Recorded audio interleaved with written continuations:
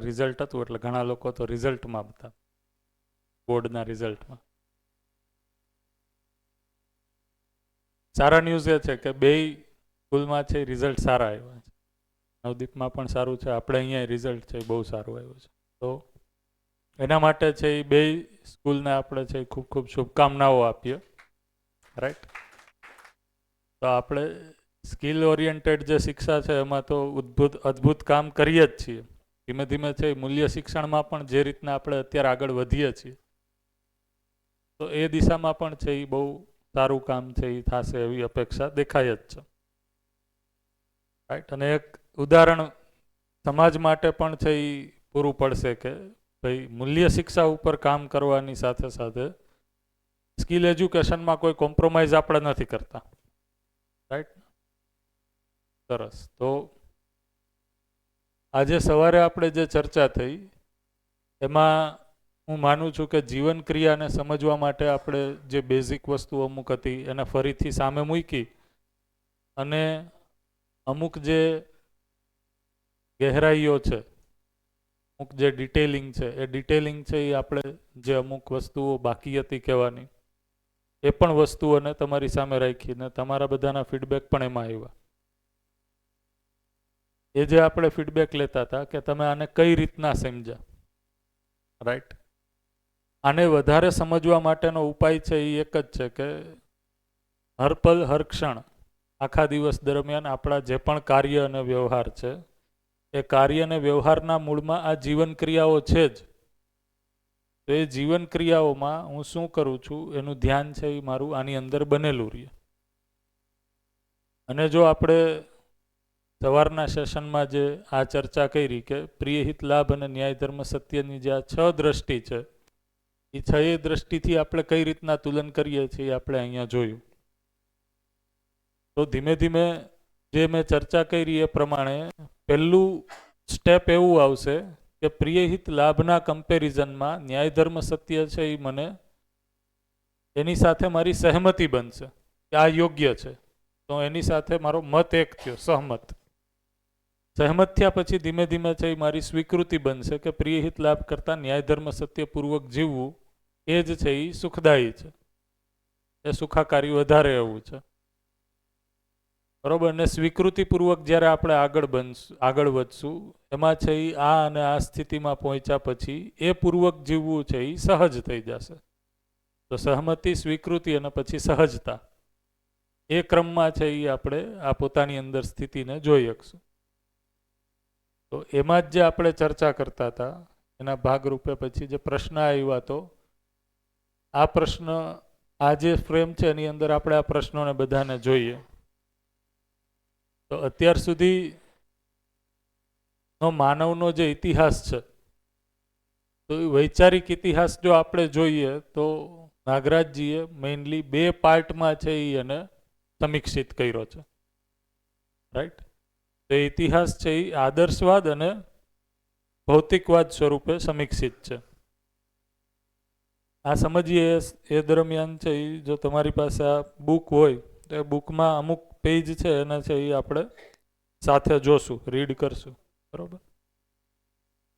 હા, પાછળથી આ જોતી હોય તો આપી દો બધાને. સાથે સાથે આપણે અહીંયા જોતા રહીએ. અચ્છા, તમારામાંથી જે મિત્રો વધારે જૂના છે, જેને વધારે શિબિર કરી છે એને છે એ આમાંથી ઘણી બધી સૂચનાઓ છે એ પોતાની રીતે છે એને સમજવાની ટ્રાય કરી જશે. તો જ્યારે હવે હું ફરીથી એ વસ્તુ મૂકું છું તો 2 ક્રિયાઓ તમારી અંદર થશે. એક તો છે એ સ્પષ્ટતા વધશે અને બીજું છે એ ધારો કે એ સ્પષ્ટતા સાથે હું છું જ તો એને હું કઈ રીતના છે એ કાર્ય અને વ્યવહારમાં અભ્યાસમાં લઈ આવું એના માટે છે એ પ્રયાસ કરવાનો છે. બરોબર. કારણ કે સાક્ષાત્કાર નામની ક્રિયા છે એ તુલનપૂર્વક જ, તુલનમાં ન્યાય ધર્મ સત્યપૂર્વક જીવવાથી થશે, વિચારવાથી નહીં થાય. એના ઉપર આપણે બ્રેક પહેલા છે એ વાત કરી હતી. તો એ પણ એક છે એ વસ્તુ આપણે જોઈએ. તો અહીંયા છે અત્યાર સુધીમાં જે 2 વિચાર અથવા તો વાદ આવ્યા, વાદ એટલે વિચારથી એને બોલવામાં આવે છે. તો પહેલા છે એ આપણે જોઈએ તો આદર્શવાદને આપણે જોઈએ તો આદર્શવાદની છે એ ક્વોલિટી શું હતી? તો કે આદર્શવાદે છે એ પ્રયોજનને ઓળખું, જીવન જીવવાના પ્રયોજનને ઓળખું. હેતુ શું છે અલ્ટિમેટલી? એને આપણે દર્શનની ભાષામાં કહીએ તો અસ્તિત્વમાં અસ્તિત્વ શું છે? હું શું છું?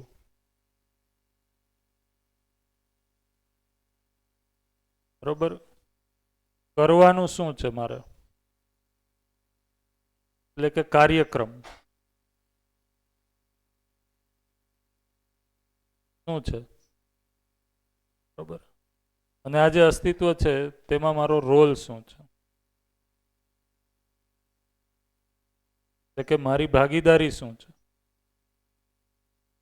આ પ્રશ્નોને પ્રયોજન સાથે તો આ પ્રશ્ન છે એ આદર્શવાદની અંદર માનવનું પ્રયોજન શું છે એની ઉપર વાત કરી. તો આદર્શવાદ છે એ પ્રયોજન સહિત છે કે આ જન્મ છે એનો પ્રયોજન શું છે, રાઈટ?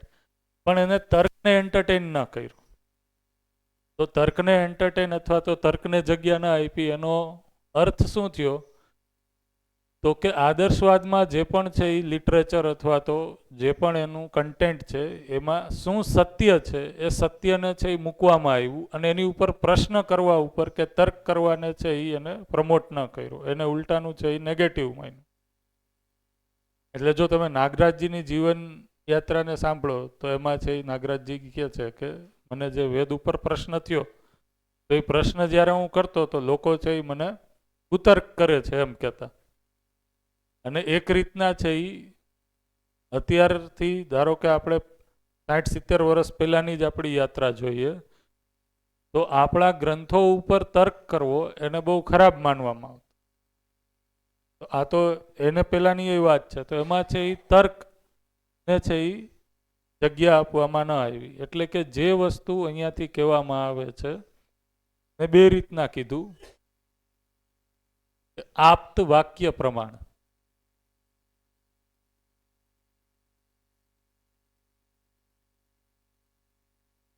તો આપ્ત વાક્ય છે એને પ્રમાણ તરીકે માપવામાં આવ્યું, માનવામાં આવ્યું. એને એ રીતના પણ કીધું કે જે વ્યક્તિ કહેવાવાળું છે એ કહેવાવાળું જે કહે છે એને જોવો, એના આચરણને ન જોવો. એ જે કહે છે ઈશ્વરનો પ્રતિનિધિ છે તો એ જે કહે છે ઈશ્વરવાણી જ છે તો એના કહેવાને જોવો, એના આચરણને ન જોવો. તો આપ્ત વાક્યને છે એ પ્રમાણ માનવામાં આવ્યું જે આદર્શવાદ છે એમાં. આપ્ત એટલે જે વડીલ છે, ગુરુ છે, જે શું કહો છો? હા, આપ્ત એટલે નજીકનું થાય, જે ઈશ્વરની નજીક છે એને કીધું આપ્ત. હા, એ બધાને જ્ઞાની. હા, એને છે એ આપ્ત કીધા, આપ્તજન, જ્ઞાનીજન, જે જ્ઞાનની નજીક છે, સત્યની નજીક છે એટલે કીધું એને આપ્ત. હે નહીં, જે ધારો કે તમે એના સ્ક્રિપ્ચર વાંચો તો એ સ્ક્રિપ્ચરમાં એ રીતના કહે છે કે જ્ઞાન જે બોલવામાં આવે છે એટલે કે આચરણ છે અને જ્ઞાન ન માનો. આચરણમાં છે એ પ્લસ માઇનસ હોઈ શકે છે પણ જે કહે છે એ છે એને માનો. આચરણ પ્લસ માઇનસ છે એમ નથી કહેતા આપણે.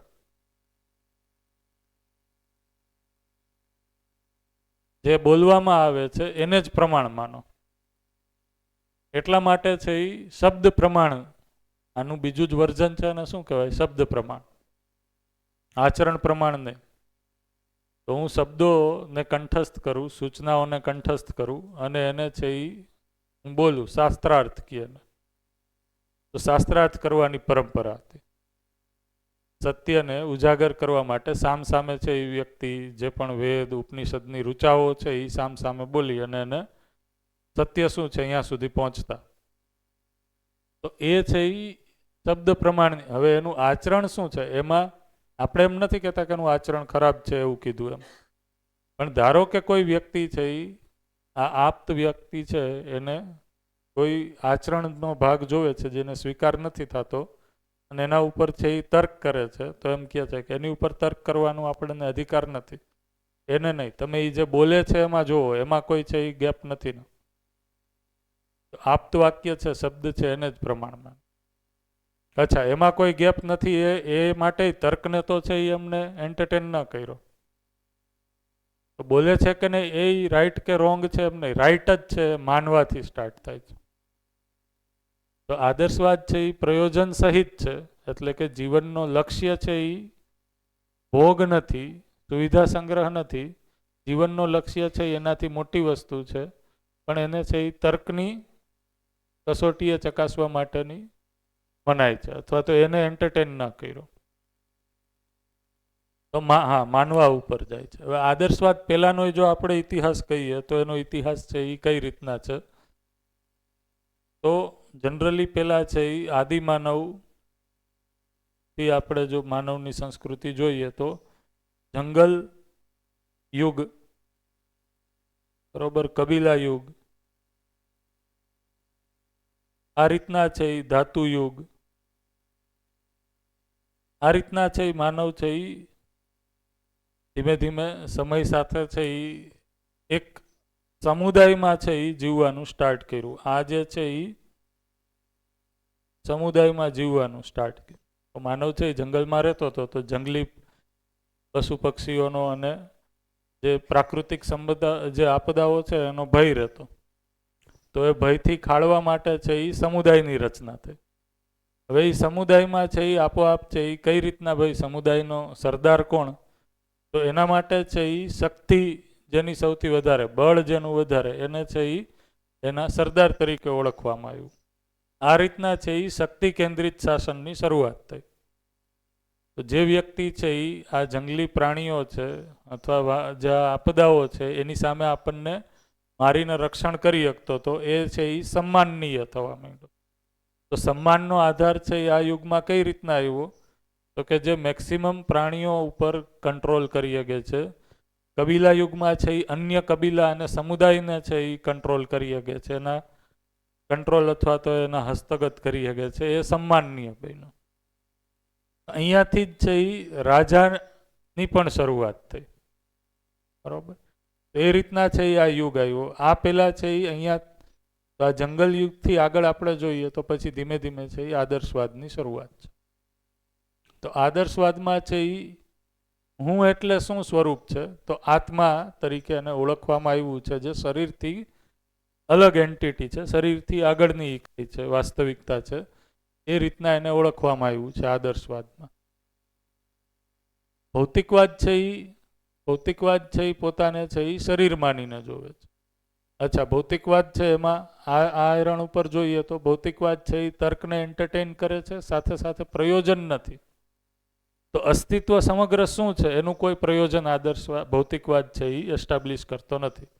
એની બદલે ભૌતિકવાદ શું કહે છે, મટીરિયલિઝમ, તો કે અસ્તિત્વ છે એ રેન્ડમ છે, અસ્તિત્વનું કોઈ પ્રયોજન નથી. અસ્તિત્વમાં છે એ વ્યવસ્થા નહીં પણ અવ્યવસ્થા છે. એને કીધું અસ્તિત્વ છે એમાં કેઓસ છે, અફરાતફરી છે. એના ઉપરથી સાયન્સે છે એ કેઓસ થિયરી આપી છે. ભૌતિકવાદ એટલે સાયન્સ. કેઓસ થિયરી એટલે શું? અનસર્ટેનિટી પ્રિન્સિપલ, હાઇઝનબર્ગનો અનસર્ટેનિટી પ્રિન્સિપલ છે. તો ભૌતિકવાદ છે એ આ અસ્તિત્વનું પ્રયોજન શું છે, તો એ પ્રયોજન વિહીન છે એમ માને છે. શું કામ એવું માને છે, તો કે ભૌતિકવાદ માને છે કે અસ્તિત્વ છે એમાં દ્વંદ્વ છે, દ્વંદ્વાત્મક ભૌતિકવાદ છે. એટલે કે ભૌતિકવાદે છે એ અસ્તિત્વની નાનામાં નાની એકમ તરીકે પરમાણુને ઓળખો, પણ પરમાણુ રચના પોતામાં છે એ વ્યવસ્થાનું સ્વરૂપ છે એવું એને એસ્ટાબ્લિશ ન કર્યું. પણ શેનું સ્વરૂપ છે, તો કે દ્વંદ્વનું સ્વરૂપ છે. તો કે પરમાણુ લેવલ ઉપર ઇલેક્ટ્રોન, પ્રોટોન, ન્યુટ્રોન વચ્ચે છે એ આકર્ષણ પ્રત્યાકર્ષણ સ્વરૂપે દ્વંદ્વ છે. એટલે એને પોઝિટિવ અને નેગેટિવ ચાર્જથી દર્શાવવામાં આવ્યું. તો એ જે દ્વંદ્વ છે એ દ્વંદ્વ અસ્તિત્વની નાનામાં નાના એકમમાં હોવાથી એનાથી બનેલ સમગ્ર સૃષ્ટિ, પછી એ પ્રાણી જગત હોય કે જીવ જગત હોય કે માનવ હોય, એનો બનવાનો એકમ તો એટમ જ હોવાથી, પરમાણુ જ હોવાથી, એ નાનામાં નાના એકમની અંદર પણ દ્વંદ હોવાથી એનાથી રચિત મોટી રચનાઓ છે એમાં પણ દ્વંદ રહેશે જ. તો આ જે ભૌતિક જગતમાં દ્વંદ છે એ દ્રષ્ટિકોણ એને પછી માનવના જીવન ઉપર પણ એપ્લાય કર્યો. એટલા માટે છે એ વૈજ્ઞાનિક અથવા તો ભૌતિકવાદી શું માને છે તો કે માનવ છે એના જીવનમાં સુખ દુઃખ તો રહેશે જ, કારણ કે મૂળ માનવ જે રીતના બનેલો છે એની બનાવટ જ છે એ દ્વંદવાળી છે, કોન્ફ્લિક્ટવાળી છે. તો એ કોન્ફ્લિક્ટ છે એ મૂળ એકમમાં હોવાના કારણે જે એનાથી રચાય ઇકાઈ તરીકે એકમ તરીકે માનવ છે તો માનવમાંય રહેશે. માનવ રચિત રચના એટલે કે સમાજની અલગ અલગ ઢાંચા ખાચા છે એમાંય દ્વંદ તો રહેશે જ, કોન્ફ્લિક્ટ તો રહેશે જ. એટલા માટે છે એ એટલે વિજ્ઞાને છે એ કન્ક્લુડ શું કર્યું તો કે વિજ્ઞાન છે એ નિરંતર સુખની વાત જ નથી કરતું, એ પોસિબલ જ નથી. એટલા માટે છે એ ત્યાંથી એ પહોંચ્યું ક્યાં તો કે સંસાર છે એ શું છે તો કે માનવને ભોગવવા માટે સુવિધા અથવા સંસાધન છે. એટલા માટે સુખપૂર્વક જીવવાનો આધાર શું છે તો કે ભોગ. એના બાયફર્ગેશન આપણે કરીએ તો એ બે વાદ આવે છે, અધિદૈવીવાદ, અધિભૌતિકવાદ, બે આવે છે. અધિદૈવીવાદ એટલે શું તો કે જે અસ્તિત્વ છે એના કરતા આગળ છે એ દેવી દેવતાઓ છે એ કહે છે. તો એનાથી વિશેષ એ અધિદૈવીવાદ. એના જ બે પાર્ટ આવશે. તમે જ્યારે સમાધાનાત્મક ભૌતિકવાદનું પઠન કરશો તેમાં એ શબ્દો આવશે. બરોબર છે. તો સંસાર છે એ ભૌતિકવાદે શું માન્યું તો કે સુવિધાનું કેન્દ્ર છે, અથવા તો સંસાર એટલે સંસાધન. કોના માટે તો કે માનવના ભોગ માટે, માનવના ભોગવા માટે છે એ આ સંસાર છે. તો એ જ છે એ સુખપૂર્વક જીવવાનો આધાર છે. અને ઓલરેડી છે એ નિરંતર સુખની તો છે એ પોસિબિલિટી જ નથી એવું એને સ્વીકાર્યું, એટલે એને ક્ષણિક સુખપૂર્વક જીવવું એ જ છે એનો પ્રોગ્રામ છે. આદર્શવાદ છે એ જ જગ્યાએ શું કહે છે તો કે સંસાર છે એ સત્ય નથી, ભ્રમ છે, માયા છે. બરોબર. તો સંસાર છે એ હકીકત નથી. એટલા માટે જ નાગરાજજીને ક્વેશ્ચન થયો કે બ્રહ્મ સત્ય જગત મિથ્યા, તો જગત તો મિથ્યા, ખોટું કેમ? તો જગત છે એ હકીકત નથી, માયા છે, ભ્રમ છે. એ છે એ સંસાર વિશે એનું પ્રતિપાદન છે. એટલા માટે જ છે એ પછી સુખપૂર્વક જીવવાનો પ્રોગ્રામ શું બન્યો હતો તો કે સંસારમાંથી મુક્તિ એ જ સુખપૂર્વક જીવવાનો પ્રોગ્રામ. કારણ કે સંસારમાં રહીશ ત્યાં સુધી તો છે એ આ માયા છે, એના કારણે ભ્રમ છે, એના કારણે દુઃખ તો રહેશે જ. એ દુઃખમાંથી મુક્ત થવાનો એકમાત્ર માર્ગ છે કે હું સંસારમાં આવાગમનમાંથી જ મુક્ત થઈ જાઉં. એટલે આવાગમનથી મુક્તિ સ્વરૂપે મોક્ષ કીધો હતો. સુખપૂર્વક જીવવું એ ક્યારે પોસિબલ છે તો કે હું જન્મ મરણના ફેરામાંથી જ નીકળી જાઉં, એને કીધું મોક્ષ.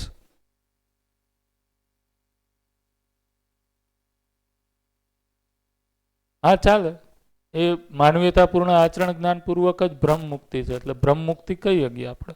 પણ બ્રહ્મ મુક્તિ છે એટલે તો બ્રહ્મ અહીંયા આપણે કીધું મોક્ષ કઈ રીતના કહીએ છીએ, સુખપૂર્વક જીવવાનો આધાર અહીંયા છે એ શું કીધો તો કે શરીર વિનાનો છે. હા, શરીર વિનાનો છે અહીંયા. પણ એ બ્રહ્મમાંથી મુક્તિ છે એ સશરીર જ છે. એટલા માટે છે એ આચરણની વાત છે. આચરણ છે એ તો સશરીર સાથે જ છે. તો બ્રહ્મ મુક્તિને લખી શકો, પણ એને સટીકતાથી લેવા માટે આપણે શું કરવું પડશે? કારણ કે એ બ્રહ્મ મુક્તિથી એવી સેન્સ ન જાય કે બ્રહ્મ મુક્તિ છે એ શરીર વિના જ છે. હા, તો છે જ, તો છે જ. આની સાથે આપણે બનેલા રહેશું તો એ રાઈટ ડાયરેક્શનમાં. એવી જ રીતના જીવવાનો કાર્યક્રમ આપણે જોઈએ તો ભૌતિકવાદ પ્રમાણે શું છે તો કે સુખપૂર્વક જીવવું હોય તો સુવિધાનો છે એ ભોગ કરવો. એટલા માટે સુવિધાઓને મેક્સિમમ ભેગી કરવી એ જીવવાનો કાર્યક્રમ થશે, સુવિધા સંગ્રહ. તો એ આપણે અત્યારે જોઈએ જ છીએ કે અત્યારે મેક્સિમમ જે સંસાર છે એ સુવિધા સંગ્રહ પાછળ છે એ લાગેલો છે. કારણ કે સુવિધામાં જ છે એ સુખની વ્યાખ્યા થયેલી છે. તો ભૌતિકવાદે જે રીતના છે એ જીવનશૈલીને દર્શાવી, તો એમાં છે એ જેટલી સુવિધા વધારે એટલા વધારે તમે સુખી, એ વાત ઉપર એનું ધ્યાન ફોકસ છે એ રહ્યું. એટલા માટે સુવિધા સંગ્રહ છે એ એકમાત્ર કાર્યક્રમ બન્યો. હવે અહીંયા શું કહે છે તો કે અહીંયા મોક્ષ પૂર્વક જ છે એ સુખ છે, તો એના માટેનો કાર્યક્રમ, મોક્ષ સુધી પહોંચવા માટેનો કાર્યક્રમ શું, તો કે બે, એક તો ઈશ્વરની ભક્તિ કરો અને બીજું છે એ જે ઇન્દ્રિય આસક્તિ છે, સુવિધાઓ છે, એમાંથી વિરક્તિ, એનો ત્યાગ. તો અહીંયા છે એ જીવવાનો કાર્યક્રમ છે એ બે ભાગમાં આવ્યો, ભક્તિ અને વિરક્તિ સ્વરૂપે. તો ઈશ્વરની ભક્તિ સ્વરૂપે, અને જે આ ઈશ્વરની ભક્તિમાં બાધા છે, શરીર ઇન્દ્રિયો, એને છે એ ત્યાગ કરો, સુવિધાનો ત્યાગ કરો. તો ઓમ તમે જુઓ તો બે છે એ 360 ડિગ્રી ચેન્જ છે. આ છે એ સુવિધાને છોડવા માટેની વાત કરે છે, અહીંયા છે એ સુવિધા સંગ્રહ જ લક્ષ્ય છે, સુખપૂર્વક જીવવા માટેનું. રાઈટ. એવી જ રીતના છે જો આપણે આના પરિણામ જોઈએ બેના, તો સામાજિક લેવલ ઉપર આના પરિણામ, અથવા તો પૃથ્વી ઉપર, ધરતી ઉપર એના પરિણામ છે, તો આદર્શવાદને અપનાવવાના કારણે જે તે કાલખંડમાં, સમયમાં જો તમે જોવા દેશો તો એનું પરિણામ છે એ અલગ અલગ પ્રકારના સમુદાયો તૈયાર થયા.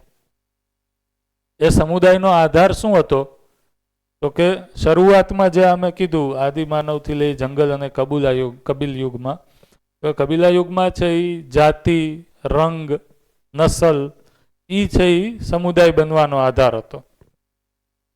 એના પછી છે એ શક્તિ કેન્દ્રિત શાસનના આધારે છે એ સમુદાય, તો શક્તિ અથવા તો કયા રાજ્યમાં કેટલા, એના આધારે છે એ સમુદાય. તો એક સમુદાય બીજા સમુદાયનો વિરોધ. તો આ રીતના સમુદાયવાદ આવ્યો. એના પછી ધર્મ, તો ધર્મ છે એ બીજું સમુદાયનું કારણ બન્યું. બરાબર. એવી જ રીતના આ જે સમુદાય, જ્યાંથી છે એ સમુદાય છે એ કમ્પ્લીટ થાય છે, બીજો સમુદાય ચાલુ થાય છે, એ બાઉન્ડ્રી બે વચ્ચે છે એ સંઘર્ષ અને યુદ્ધ રહેશે જ. કારણ કે સમુદાય છે એ એકબીજાને વિશેષ છે એ દેખાડવા માટે પ્રયાસ કરશે. તો એના કારણે યુદ્ધ અને સંઘર્ષ એ અત્યારે આપણે જોઈ જ શકીએ છીએ. કે અત્યારે જુઓ તો તમે આ ભૌતિકવાદમાં પણ અત્યારે આમ જોઈએ તો માનવ જાતિ ઉપર ભૌતિકવાદ છે એ પ્રભાવી છે. તો એ અત્યારના સમયમાં પણ છે એ યુદ્ધ અને સંઘર્ષ છે એ ભૌતિકવાદના કારણે જોવા મળે છે. એ રીતના છે એ આ ધર્મ અને સંપ્રદાયના કારણે, સમુદાયના કારણે પણ યુદ્ધ સંઘર્ષ છે એ જોવા મળે છે. તો આ રીતના છે અહીંયા સમુદાય ચેતનામાં જીવવાના કારણે સમુદાયવાદ અને યુદ્ધ સંઘર્ષ, અને સામાજિક અહીંયા જે છે એ તો કે વ્યક્તિવાદિતા અને યુદ્ધ સંઘર્ષ છે એ આનું પરિણામ જોવા મળે. રાઈટ. ભૌતિકવાદનું પરિણામ આ છે. તો આ બે છે એ અત્યારે પ્રચલિત ધારાઓ છે. રાઈટ. એની સામે છે એ મધ્યસ્થ દર્શન છે એ એક નવો વિકલ્પ પ્રસ્તુત કરે છે. એ આપણી સામે શું છે તો કે સહઅસ્તિત્વવાદ છે. તો સહઅસ્તિત્વવાદ છે એ આપણા માટે એક નવા વિકલ્પ સ્વરૂપે પ્રસ્તાવના છે, જે પ્રયોજન સાથે છે. એટલે કે જીવવાનું પ્રયોજન શું છે, જે મેં આ પ્રશ્ન પૂછ્યા કે અસ્તિત્વનું પ્રયોજન શું છે, એમાં હું શું છું, મારો કાર્યક્રમ શું છે અને મારો રોલ શું છે. આનો આન્સર છે એ અહીંયા તર્કસંમત છે, તર્ક સાથે છે. એટલે કે જે પણ અહીંયા પ્રસ્તાવ મૂકવામાં આવે છે એને તમે પહેલા તો તાર્કિક લેવલ ઉપર છે એ સ્થિર થશે, એના પછી છે એ આગળની સ્થિતિ છે. તો તર્કને છે એ અહીંયા સાધન તરીકે યુઝ કર્યું છે જીવનમાં, ચેતનામાં આગળની સ્થિતિમાં પહોંચવા માટે. તો પ્રયોજન સહિત અને તર્ક સહિત છે સહઅસ્તિત્વવાદ. તો એમાં પોતાનું સ્વરૂપ મેં હું કઈ રીતના જોઉં છું, તો હું એક માનવ છું અને હું શરીર પણ છું અને જીવન પણ છું. તો શરીર અને જીવનના સહઅસ્તિત્વ સ્વરૂપે એમાં જે જીવન છે એ જીવન ક્રિયા સ્વરૂપે છે. તો જીવન ક્રિયા જે 10 છે, જે આપણે આજ સુધી સમજ્યા, એનું જ્ઞાન એને કીધું જીવન જ્ઞાન. પછી તો કે જીવનનું ભૌતિક સ્વરૂપ શું છે એ જ્ઞાન, એ પણ કેમાં આવશે? જીવન જ્ઞાનમાં આવશે. તો જીવન છે એ એક પરમાણુ છે, એ પરમાણુમાં છે કેટલા? તો કે આત્મા, મન, વૃત્તિ, બુદ્ધિ, એમાં છે એ કેટલા પરમાણુ અંશો છે, એ જે આખે આખું એ જીવન જ્ઞાનમાં આવે છે.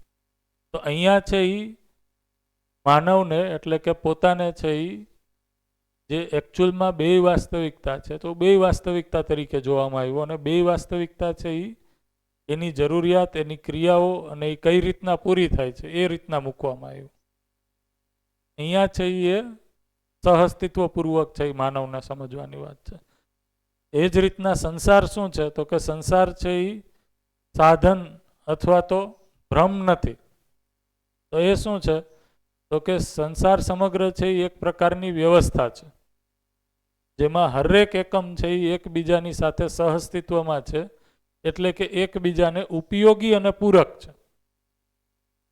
બરોબર. તો અહીંયા શું હતું કે અહીંયા આદર્શવાદમાં જોઈએ આપણે તો શરીર અને જીવનમાં આપણે જોઈએ તો શરીર છે એ મારી વ્યક્તિગત જે યાત્રા છે એમાં ઉપયોગી અને પૂરક હોવાની બદલે બાધક છે. પરિવારે મારી જે વ્યક્તિગત જાગૃતિનો પ્રોગ્રામ છે એમાં બાધક છે. સંસાર પણ મારી જે જાગૃતિનો પ્રોગ્રામ છે એમાં બાધક છે. એની બદલે અહીંયા છે એ શું કીધું તો કે આ સમગ્ર વ્યવસ્થા છે એ સહઅસ્તિત્વ રૂપી એક વ્યવસ્થા છે અને એ મારી જાગૃતિમાં છે એ સહાયક જ છે. આને કીધું સહઅસ્તિત્વ દર્શન જ્ઞાન. એવી જ રીતના છે એ સુખપૂર્વક જીવવાની જે આધાર છે એ કીધું કઈ રીતના તો કે માનવીયતાપૂર્ણ આચરણ જ્ઞાન. તો માનવીયતાપૂર્ણ આચરણ જ્ઞાન એટલે શું તો કે મૂલ્ય, ચરિત્ર અને નૈતિકતાપૂર્વક જીવવું, એને જ કીધું માનવીયતાપૂર્ણ આચરણ જ્ઞાન. મૂલ્ય, ચરિત્ર અને નૈતિકતા શું છે અને થોડીક આપણે અહીંયા લઈ લઈએ. બરોબર.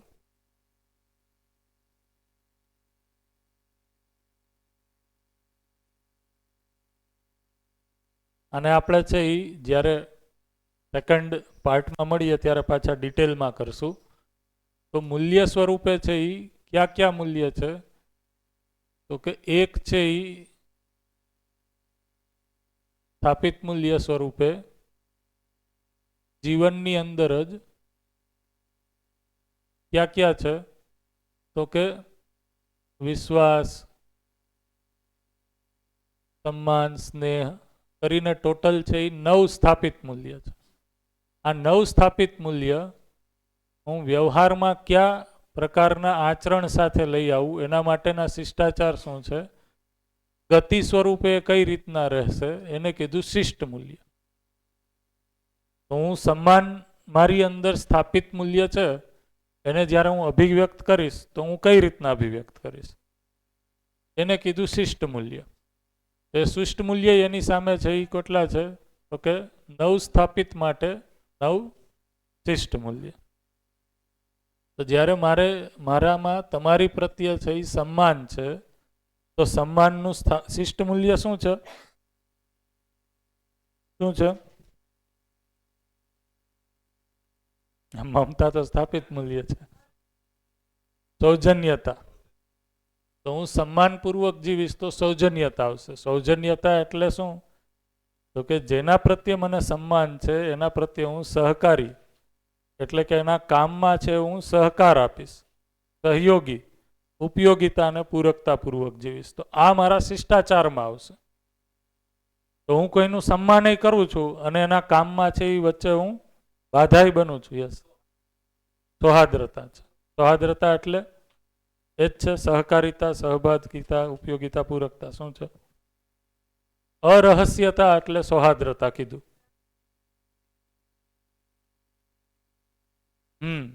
એમાં કોઈ રહસ્યતા નથી.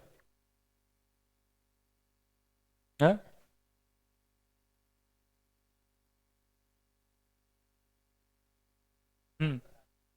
એને જ છે બીજી થોડીક સાદી ભાષામાં અરહસ્યતા કીધું.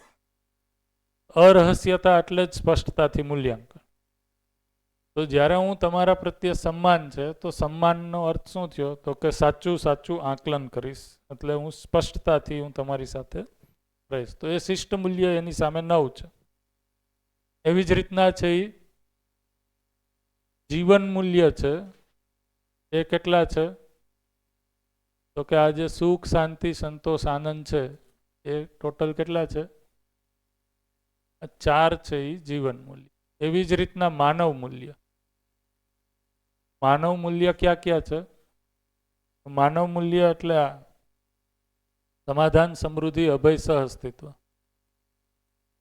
તો એ છે એ ટોટલ 4 મૂલ્ય. સોરી 6 આવશે. આમાં ધીરતા, વીરતા, ઉદારતા. ધીરતા, વીરતા, ઉદારતા, દયા, કૃપા, કરુણા 6.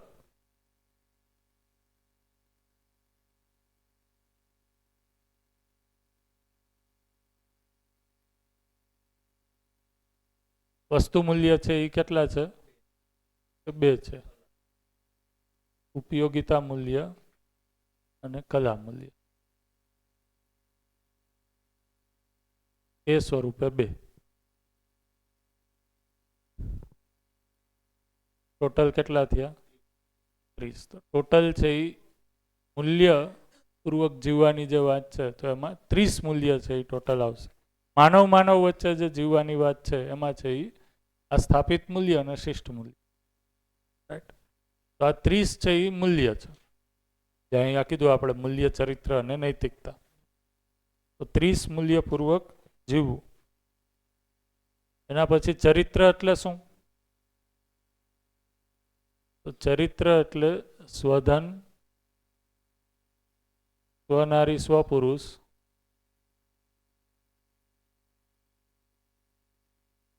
અને દયાપૂર્ણ કાર્ય વ્યવહાર.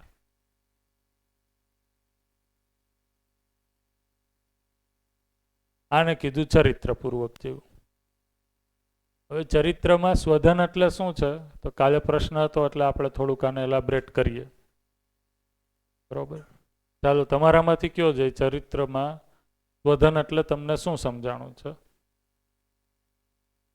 તો પ્રતિફળ એટલે શું? પારિતોષ એટલે શું? અને પુરસ્કાર એટલે શું?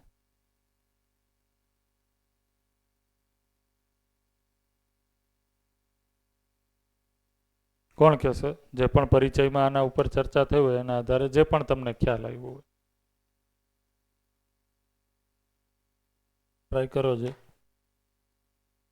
ચર્ચા થઈ છે આના ઉપર અત્યાર સુધીમાં શિબિરમાં કોઈ કરી હતી ને? હા બસ તો બોલો.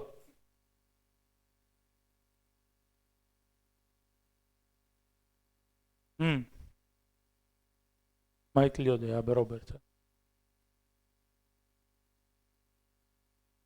પોતાના શ્રમથી જે ઉત્પાદન થયું હોય એનાથી જે ધન મળ્યું હોય એ પ્રતિફળ. બીજું કોઈ?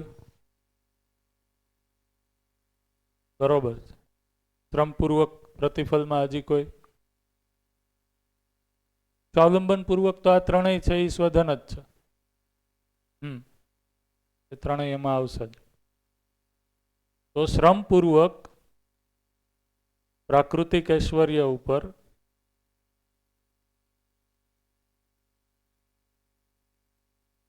કાર્ય કરવાથી પ્રાપ્ત જે ધન છે એને કીધું સ્વધન. એના માટે છે એ ઘણા બધા ઉદ્યોગ, વ્યવસાય આપણે કરી શકીએ, જેમાં આપણે છે એ પ્રકૃતિમાં જે આવર્તનશીલતા છે, ચક્રીયતા છે એ જળવાઈ રહે છે. તો એ રીતના આપણે છે એ પ્રાકૃતિક ઐશ્વર્ય ઉપર અથવા તો પ્રાકૃતિક ધન સંપદા ઉપર શ્રમ નિયોજન કરી અને વસ્તુને મેળવીએ છીએ, સુવિધાને મેળવીએ છીએ, અથવા તો સમૃદ્ધિ માટે કામ અહીંયા કરીએ છીએ, એ પ્રતિફળમાં આવશે. રાઈટ. એવી જ રીતના પારિતોષ એટલે શું? પ્રસન્નતાપૂર્વક. હા, તો પ્રસન્નતાપૂર્વક પ્રદત્ત અથવા તો આપેલ વસ્તુ એને કીધું પારિતોષ. પારિતોષ છે એ જનરલી કોઈ ઉત્સવ, પ્રસંગ, સમારોહ સમયે સંબંધી છે એ સુખાકારીપૂર્વક પોતાની સ્વેચ્છાપૂર્વક પ્રસન્નતાપૂર્વક છે એ વસ્તુનું આદાન પ્રદાન કરે છે તેને છે એ આપણે સ્વધનમાં જ ગણશું. પારિતોષ છે એ સ્વધનમાં જ ગણાશે. તો દર્શનમાં એક જગ્યાએ છે એ આ રીતના લખ્યું છે કે વિવાહ ઉત્સવમાં વરવધુને એના માતા પિતા છે એ પ્રસન્નતાપૂર્વક કોઈ વસ્તુનું આપલે કરે છે તેના માટે શબ્દ પારિતોષ યુઝ કર્યો છે. અત્યારે એ કરીએ જ છીએ ને આપણે લગ્ન. બરાબર, તો એ પ્રસન્નતાપૂર્વક છે કે નહીં એ ચેક કરવાનું હે. આ એ ગિફ્ટ કહી દો તમે અત્યારે, રાઈટ. તો સ્વેચ્છાપૂર્વક પ્રસન્નતાપૂર્વક મારા સુખની અભિવ્યક્તિ માટે હું કોઈ વસ્તુનું કોઈ ઉત્સવ અથવા તો પ્રસંગ અથવા તો સમારોહ સમયે છે એ આદાન પ્રદાન કરું છું તો એ પારિતોષ છે, સ્વધનતા.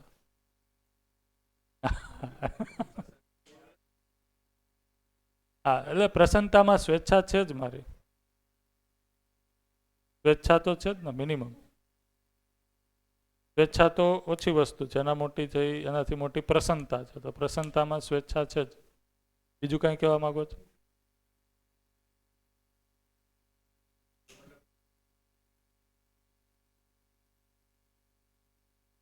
એ નથી.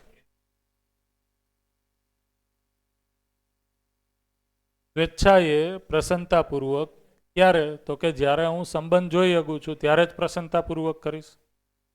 તો સંબંધ છે, કોઈ શુભ પ્રસંગ છે, એ ઉત્સવ છે, ઉત્સવ નિમિત્તે હું કોઈ વસ્તુનું આદાન પ્રદાન કરું છું તો એ પણ મારા સ્વધનમાં જ આવશે, રાઈટ. તો આને કીધું પારિતોષ. તમે કાલે પૂછ્યું હતું ને સ્વધન, આપણે અત્યારે ડિસ્કસ એટલે થોડુંક કરીએ છીએ. આની ઘણી વિસ્તૃત ચર્ચાઓ હોઈ શકે, બરાબર. તો કોઈ પણ છે એ પ્રસંગ આપણે અત્યાર સુધીના આપણા સામાજિક પ્રસંગો જોઈએ, ઉત્સવો જોઈએ, તો એ ઉત્સવોમાં છે એ આ પ્રકારની લેવા દેવાની વિધિ છે જ, બરોબર. તો એ બધી વસ્તુઓ શેમાં આવશે? પારિતોષમાં, બરોબર. તો એમાં આપણી છે એ પ્રસન્નતા છે, આપણે ખુશ થઈને આપીએ. જે ધવલભાઈએ ધ્યાન દોર્યું એમ કોઈ નિયમ, કાનૂન, પ્રોટોકોલ, રૂલના કારણે છે એ નથી આપતા. સમાજમાં અત્યારે કોઈ દબાણ કે પ્રેશર કે સ્ટેટસ વશ છે એ આપીએ છીએ, એ પારિતોષમાં નહીં આવે. અને જે આપે છે એ પરધનમાં આવશે. અને જે આપે છે એ દર્શનમાં જ્યારે માનવીય વ્યવસ્થાની વાત છે તો એ કીધું છે કે એ આપે છે એનો સોર્સ શું છે? એને પોતે છે એ સ્વધનપૂર્વક જ કમાયેલું છે ને, એટલે કે આ શ્રમપૂર્વક જ કમાયેલું છે ને એ જોવે છે. ખ્યાલ આવ્યો? ના, એ આમાં નહીં આવે.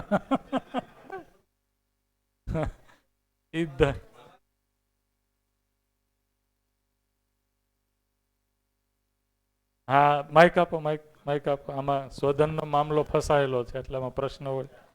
આમાં એક જ વસ્તુ માટે સ્વધન અને પરધન હોઈ શકે? પ્રશ્ન છે. જેમ કે પારિતોષની વાત કરી કે પ્રસન્નતાપૂર્વક આપવું. સમજો કે શાળાનો બર્થડે આવે છે, શાળાનો, ઓકે. મારી ઈચ્છા નથી ભેટ આપવાની, પણ પત્નીની ઈચ્છા છે, તો એકની પ્રસન્નતા છે, મારી નથી, તેમ છતાં ભેટ આપીએ છીએ. તો કોના માટે સ્વધન ને કોના માટે પરધન? એ તો જેને મળે છે એના માટે આ વાત છે ને. તો આપવાવાળા માટે શું? હે, લેવાવાળા માટે પારિતોષ થયો પ્રસન્નતાપૂર્વક. લેવા માટે તો છે એ સ્વેચ્છાપૂર્વક છે કે નહીં એ જ જોવાનું. આપવાવાળા માટે શું? આપવાવાળા માટે તો તમને કઈ રીતના મળે છે એ જોવાનું છે ને. એટલે હું એ જ કહું છું, ધારો કે મારી ઈચ્છા નથી, પત્નીની ઈચ્છા છે, તો એ તો પ્રસન્નતાપૂર્વક આપી રહી છે, પણ હું પ્રસન્નતાપૂર્વક એની સાથે નથી જોડાયેલો. લેવા માટે એમ. આપવાવાળા માટે. આપવાવાળા માટે. હા, તો આપવાવાળામાં હા,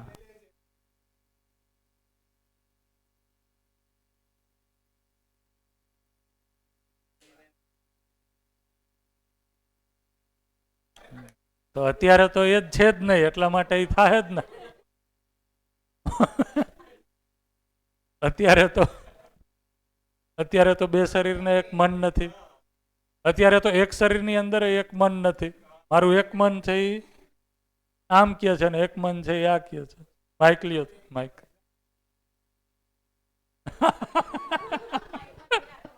એમ નો હાલે. સુરેશભાઈ ને ખબર હોવી જોઈએ ને કે તમારા નામે શું અહીંયા હાલે છે.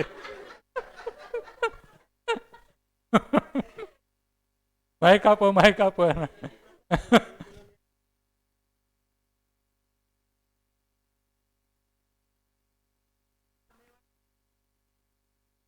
એ પછીની વાત છે.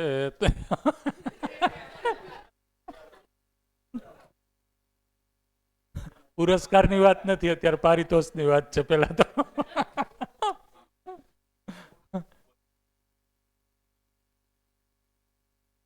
માઇક આપો, માઇક.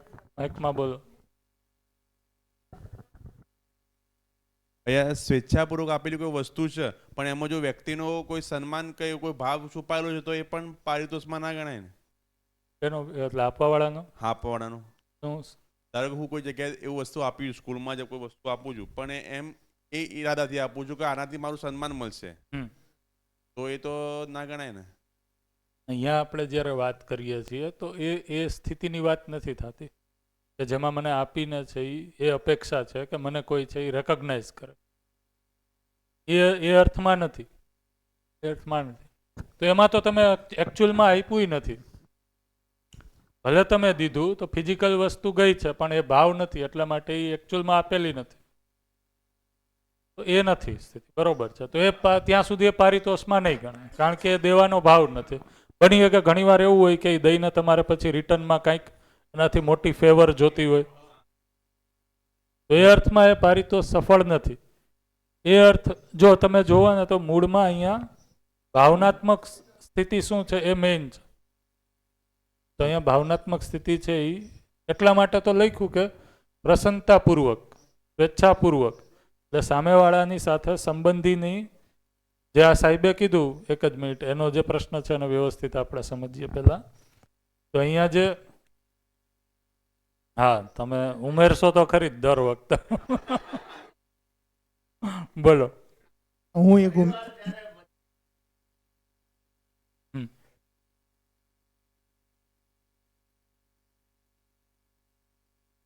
હું એક ઉમેરી દઉં.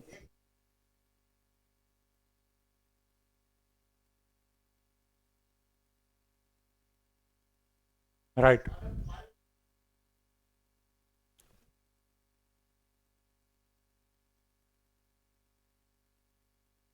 હા, એટલે એટલા માટે જ હું કહું છું કે અહીંયા આપણે જ્યારે વાત કરીએ છીએ ત્યારે માનવીયતાના અર્થમાં, માનવીય પરંપરાના અર્થમાં, માનવ સંચેતનાના અર્થમાં વાત છે. તો એમાં કોઈ એક વ્યક્તિનો નિર્ણય નહીં હોય પુરસ્કાર માટે. એ એકમ તરીકે એક પરિવારનો જ નિર્ણય હશે. તો પરિવારમાં જે વ્યક્તિની શ્રેષ્ઠતા આપણે સ્વીકારેલી છે પરિવારની અંદર, બરોબર, એ શ્રેષ્ઠતાના સ્વીકાર સાથે બધા લોકો સહેમત થાય છે. અત્યારની પરિસ્થિતિમાં તો એ કોઈ શ્રેષ્ઠતા જ સ્વીકારી નથી. ભાઈ પતિ છે એ અસહેમત થાય છે, પત્ની સહેમત થાય છે. એનું કારણ તો કે બેય એકબીજા માટે છે એ શ્રેષ્ઠતા સ્વીકારેલી નથી નિર્ણય માટે. એટલા માટે અત્યારે તો એ સહેમતિ અસહેમતિ રહેશે જ. પણ ધારો કે અત્યારની પરિસ્થિતિમાં આપણે આ વસ્તુને જોઈએ તો બેમાંથી કોઈ એક વ્યક્તિએ પોતાની સ્વેચ્છાપૂર્વક વસ્તુ આપે છે, બરોબર, તો જે મેળવે છે અહીંયા, જે વ્યક્તિ લે છે, એના માટે છે એ પુરસ્કાર થશે, સોરી, પારિતોષ થશે.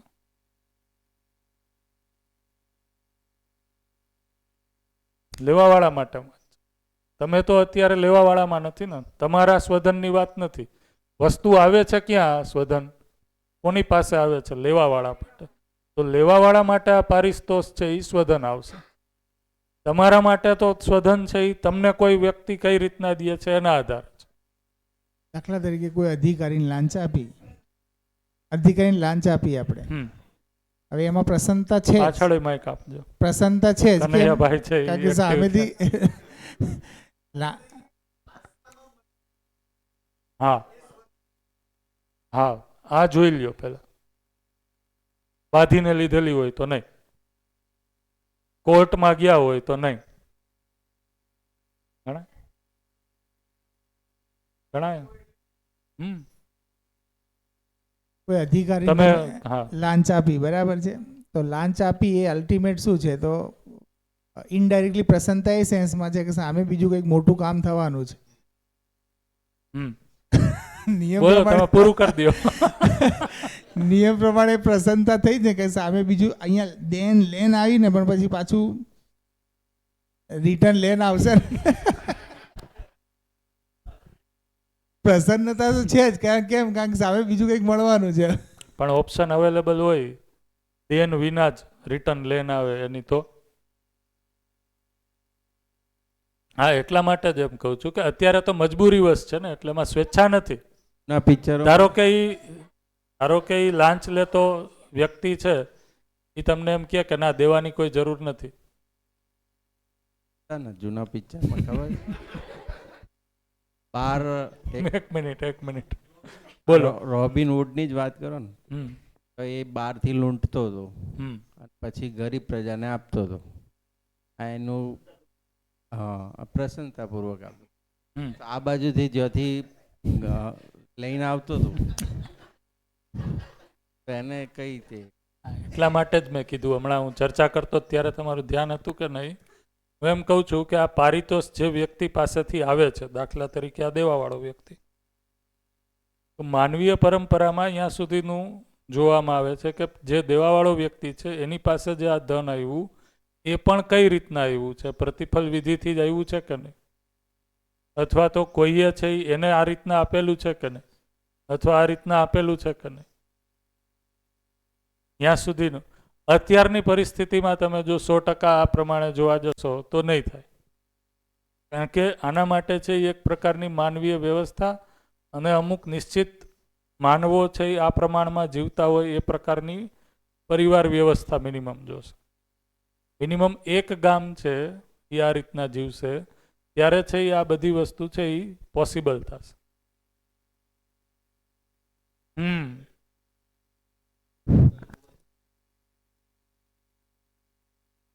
પ્રકૃતિ ઉપર શ્રમ નિયોજન, દાખલા તરીકે લાકડું કાપી અને ચેર બનાવી, ચેર વેચી અને પૈસા મળ્યા,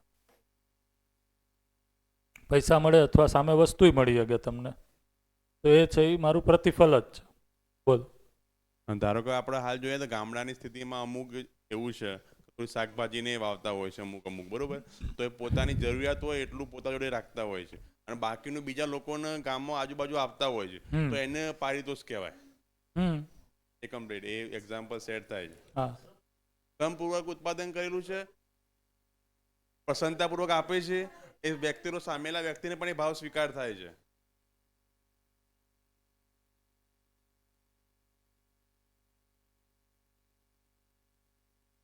લેવાવાળા માટે જ આપણે સ્વધન કહીએ છીએ. મારું ધ્વન, સ્વ એટલે મારું, જેની પાસે આવે છે. હા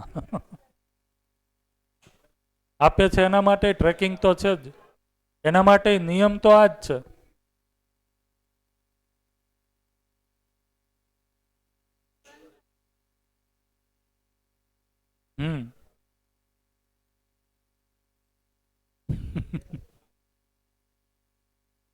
અહીંયા જે ધવલભાઈએ કીધું એમાં ખાલી વાત એ મૂકી દઉં, જે એણે વાત કરી બરોબર, એ એક પ્રકારનો વિનિમય છે. બરોબર, આ પારિતોષ છે એ કઈ રીતના છે, તો પ્રસન્નતાપૂર્વક તો કોઈ આપણે વસ્તુનું આદાન પ્રદાન કરીએ છીએ, પણ એ કોઈ જે આ ઉત્સવ કે પ્રસંગ નિમિત્તે આપણે આપીએ છીએ એના માટે જ.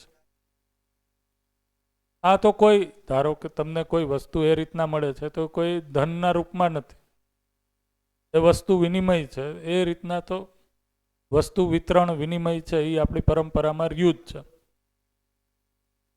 રાઈટ. તો આ પારિતોષ થયું. બોલો. હા, એ પ્રસન્નતાપૂર્વક આપીએ તો, સ્વેચ્છા નથી, તમે ગળું દબાવીને લ્યો છો બરોબર, બ્લેકમેલ કરો છો, એ નથી. એટલા માટે જ તો ધીમે ધીમે એ પ્રથા છે એનો કાયદાકીય રીતના અંત આવવા માટેનો પ્રયાસ થયો ને. માનવ જાતિએ અમુક વસ્તુને તો છે એ ઓળખી જ છે કે એ અન્યાયિક છે, તો આ રીતનું પારિતોષ થયું.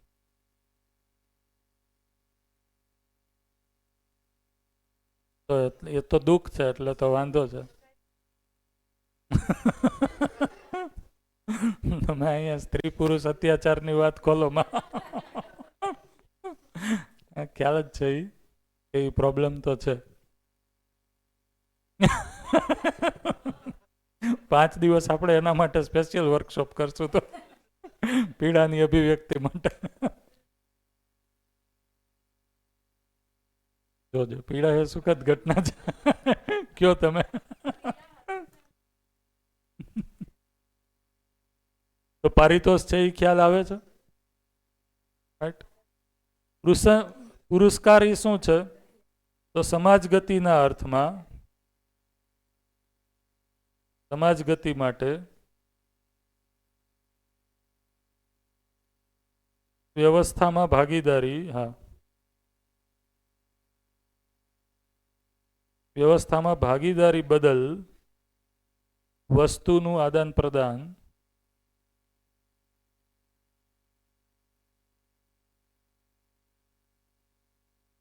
ઉદાહરણ તરીકે તો કે કોઈ શોધ, કોઈ વ્યવસ્થાપન, વિજ્ઞાન, જે સમાજ ગતિમાં છે એ સહાયક થાય છે. તો એના માટે છે એ આપવામાં આવે છે. એ વ્યવસ્થામાં એક પ્રકારની ભાગીદારી માટે કામ આવે, જેથી માનવનું જીવન વ્યવસ્થિત વધુ થાય છે.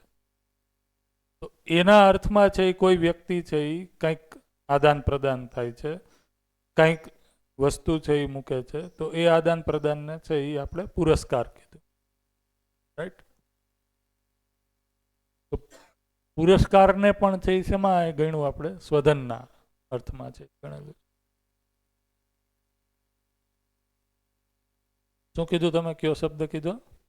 ઇનામ. ઇનામ છે એ કયા અર્થમાં છે તો કે વ્યક્તિએ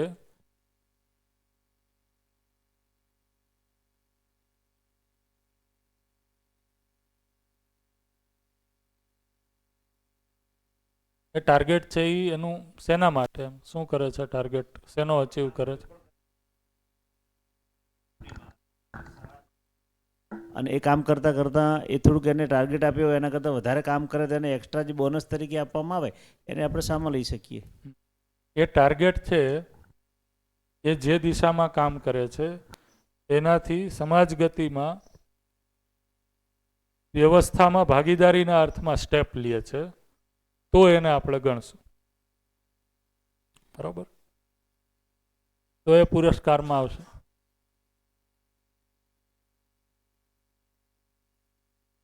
દાખલા તરીકે કોઈ ટાર્ગેટ છે, બરોબર, ઉઘરાણીનું કામ કરે છે કોઈ કંપની, એના ટાર્ગેટ છે, તો એ ટાર્ગેટ છે એ પુરસ્કારમાં નહીં આવે, પારિતોષમાં નહીં આવે. ઇન્સેન્ટિવની વાત હું નથી કરતો, હું ઓલા ભાઈએ જે કીધું ને એની વાત કરું છું.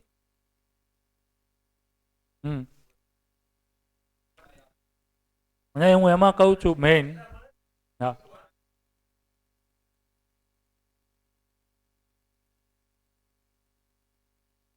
હા, ઇન્સેન્ટિવ, એ ઇન્સેન્ટિવ છે અલ્ટિમેટલી એને તમે મૂળ જોવો કે આમાં આવે છે ક્યાં.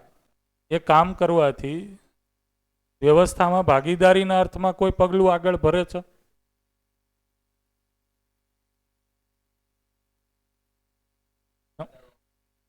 સમજદારી વધારવામાં જે પણ આપણે કામ કરીએ છીએ એનાથી કોઈ વ્યવસ્થાપન થતું હોય તો એ બરોબર છે, તો એમાં આવશે. સમજાય છે? બીજું આમાં શું કીધું? દાખલા તરીકે હું વૈજ્ઞાનિક તરીકે કોઈ એવી શોધ કરું છું જે આહાર, આવાસ, અલંકાર કે દૂરગમન, દૂરશ્રવણ, દૂરદર્શન આવશ્યકતાઓના અર્થમાં છે. તો એ શોધના બદલામાં, કારણ કે શોધ છે એ એવું તો નહીં થાય કે દરરોજ જઈશ અને થઈ જશે, તો એ કે લાંબી કામ છે. તો એના અર્થમાં છે એ કોઈ વ્યવસ્થામાં ભાગીદારીના અર્થમાં છે એ કામ થાય છે, એનાથી સમાજ ગતિમાં છે એ વધારો થાય છે. તો એ સમાજ ગતિ માટે છે એ વ્યવસ્થા, અને એ સમાજ ગતિ છે એ વ્યવસ્થામાં ભાગીદારીના અર્થમાં, વ્યવસ્થાને વધારે અસ્તવ્યસ્ત કરે એ રીતના નહીં. તો એના માટે છે એ પુરસ્કાર. બરાબર, અત્યારે આપણે જો નોબેલ પ્રાઇઝ આપીએ છીએ, તો નોબેલ પ્રાઇઝ બધાય મળે છે, એની પાછળનું જો તમે એ શેના માટે મળ્યું એ જોશો તમે, તો એનાથી સમાજ છે એ વિકાસ તરફની યાત્રામાં આગળ વધ્યો, જાગૃતિ કે સમજદારીની યાત્રામાં આગળ વધ્યો, જે તમે સમજવાળું કીધું એ બરોબર. એ અત્યારે જે વ્યવસ્થા છે એને ઓર વ્યવસ્થિત કરે એ દિશામાં આગળ વધ્યો, તો બરોબર છે. બરોબર, પરમાણુ હથિયાર બનાવે છે એને નોબેલ પારિતોષિક આપણે આપીએ છીએ, બરોબર, પુરસ્કાર આપીએ છીએ, તો એ પુરસ્કાર છે એ સ્વધનમાં નહીં આવે, કારણ કે કોઈ સમાજ ગતિના અર્થમાં તો છે નહીં. ભાઈ કોઈ વ્યક્તિ છે એ રોકેટ લોન્ચરની શોધ કરે છે હજારો તો સેંકડો વર્ષો આપીને, પણ એ શોધના અંતે છે એ આપણે એને નોબેલે આપીએ છીએ, પણ એ સમાજ ગતિના અર્થમાં તો છે નહીં. બરોબર, વ્યવસ્થામાં ભાગીદારીના અર્થમાં તો છે નહીં. ઉલટાનું છે, એનાથી લોકો અત્યારે ભયભીત છે યુદ્ધને લઈને. એ કોઈ પુરસ્કાર કે સ્વધનમાં નહીં આવે, એટલા માટે સ્વધનની તૃપ્તિ એ નથી એમાં. આ કદાચ બધા લોકોએ સાંભળ્યું હશે કે જેને પરમાણુ બોમ્બની શોધ કરી, એને શોધ કર્યા પછી જ છે એ અફસોસ થયો કે મારાથી આ શું શોધાઈ ગયું હતું. એવી જ રીતના છે એ AK-47 ગનની જેને શોધ કરી એને એ જ ગનથી પોતાનો જીવ લીધો હતો. મારાથી આ મોટી ભૂલ થઈ ગઈ, માનવજાતને એ શક્તિ અપાઈ ગઈ જે શક્તિના એ હકદાર નહોતા. રાઈટ, તો એ સ્વધનમાં કે આ ત્રણમાંથી કોઈમાં એ આવશે. અહીંયા આપણે આ ત્રણમાંથી કોઈ પણ ધન છે એનાથી અલ્ટિમેટલી વ્યવસ્થામાં કોઈ છે એ જે કહેવાય અવ્યવસ્થા નથી સર્જાતી. આવર્તનશીલતા છે એ આ બધી જગ્યાએ બનેલી રહી. બોલ.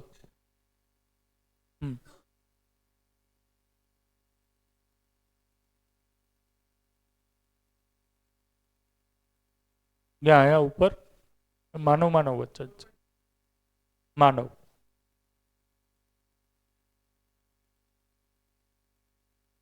બીજી અવસ્થા આવી જશે.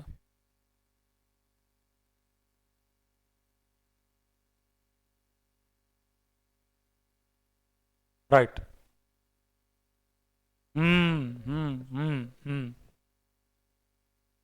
બરોબર છે.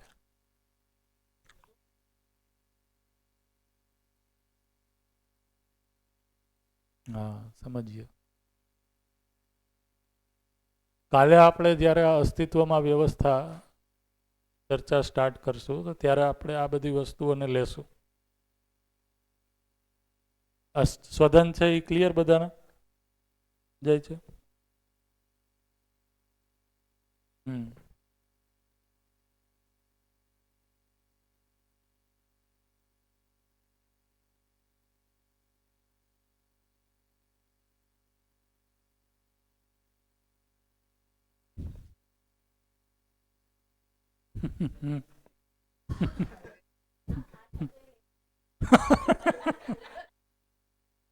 મેં કીધું આ પ્રશ્ન કેમ કોઈ પૂછતો નથી એનું.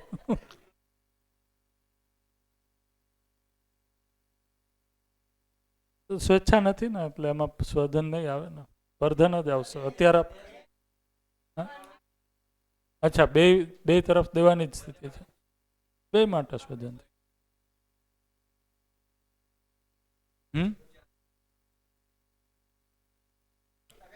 બે જગ્યાએ વિનિમય થઈ જાય. તો અલ્ટિમેટલી મારી પાસે તો આવી ગયો ને.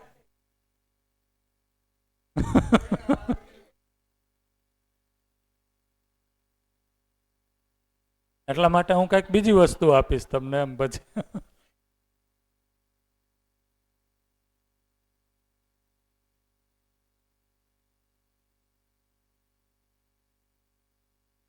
નીતિ અથવા તો નૈતિકતા.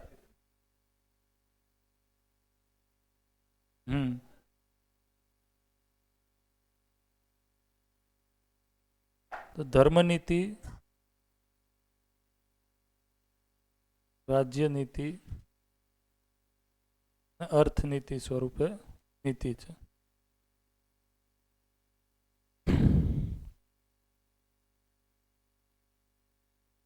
તન મન ધન ના સદુપયોગની નીતિ, એને કીધું ધર્મ નીતિ. તન મન ધનને સાથે કીધું અર્થ. આ શબ્દથી અર્થ, અર્થથી વસ્તુવાળું અર્થ નથી, બરોબર? અર્થ. એવી જ રીતના અર્થની સંરક્ષણાત્મક નીતિ, એને કીધું રાજ્ય નીતિ. અર્થનીતિ છે એ સેપરેટલી સમજવામાં નથી આવતી, પણ જે આવર્તનશીલ અર્થશાસ્ત્ર છે, આવર્તનશીલ અર્થશાસ્ત્ર છે,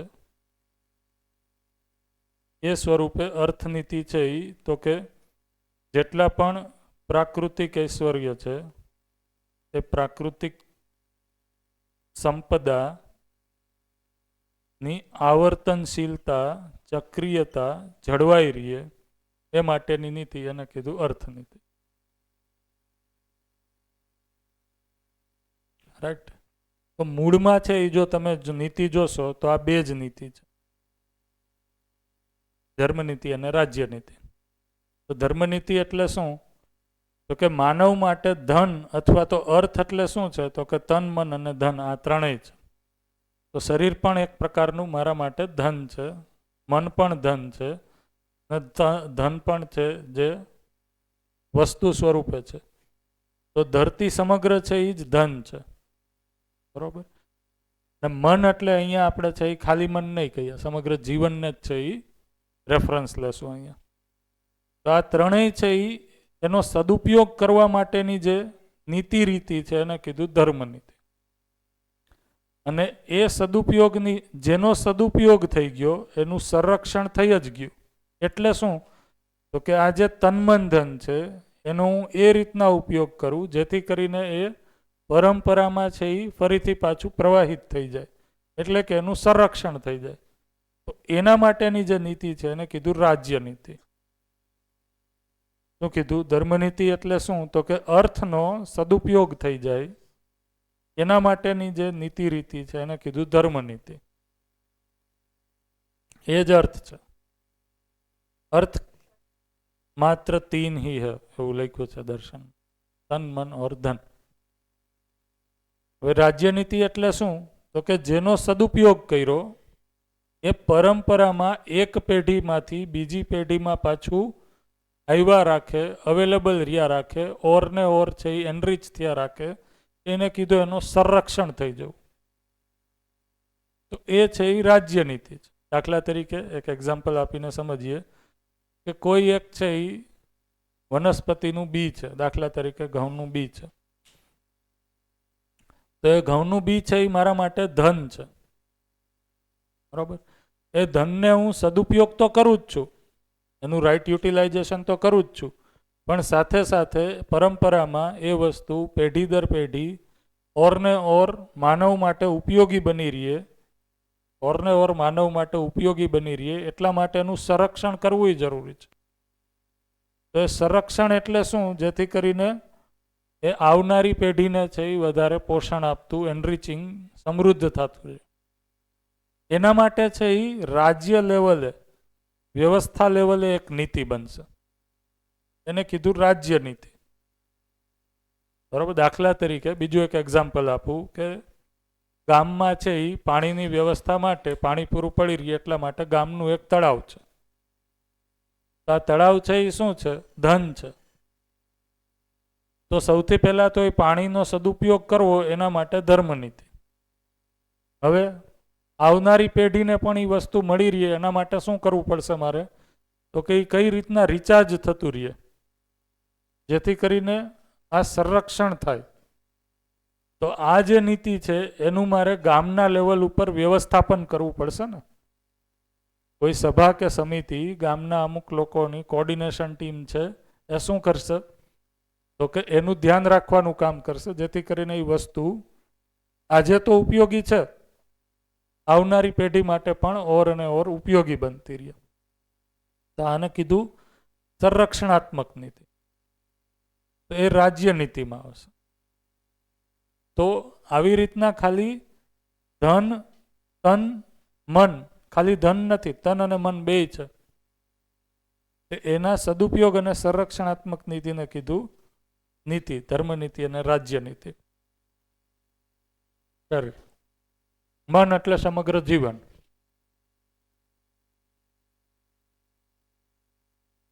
સમગ્ર પ્રકૃતિ છે, ધરતી છે, એ જ ધન છે.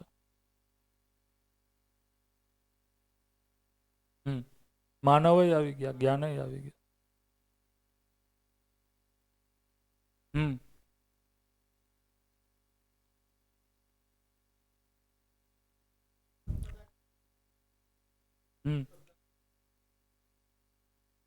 એ બરોબર છે, પણ ધારો કે આપણે અહીંયા છે એ પ્રાકૃતિક ઐશ્વર્ય છે એની એ વાત કરીએ છીએ.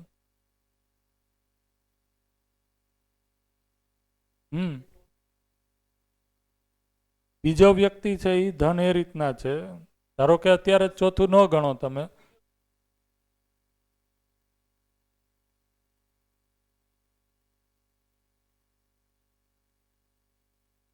ના એમાં તો 3 અવસ્થા છે. માનવેતર પ્રકૃતિ જ છે.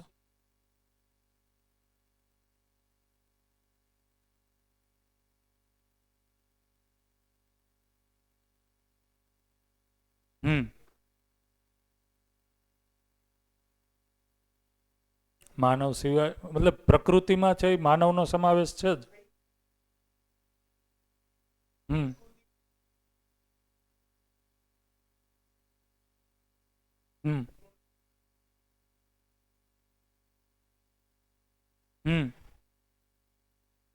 આવી જ જાય.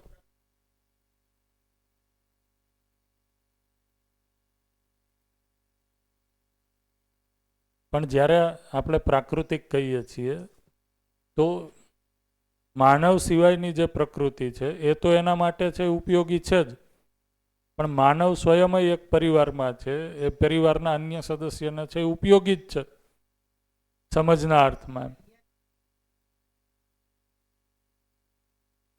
એ 4 આપણે જે જગ્યા લખીએ છીએ, સ્વયં, વ્યક્તિ, પરિવાર અને સમાજ, અથવા તો સમાજ અને અસ્તિત્વ, પ્રકૃતિ. તો એમાં પ્રકૃતિ એટલે 4માં.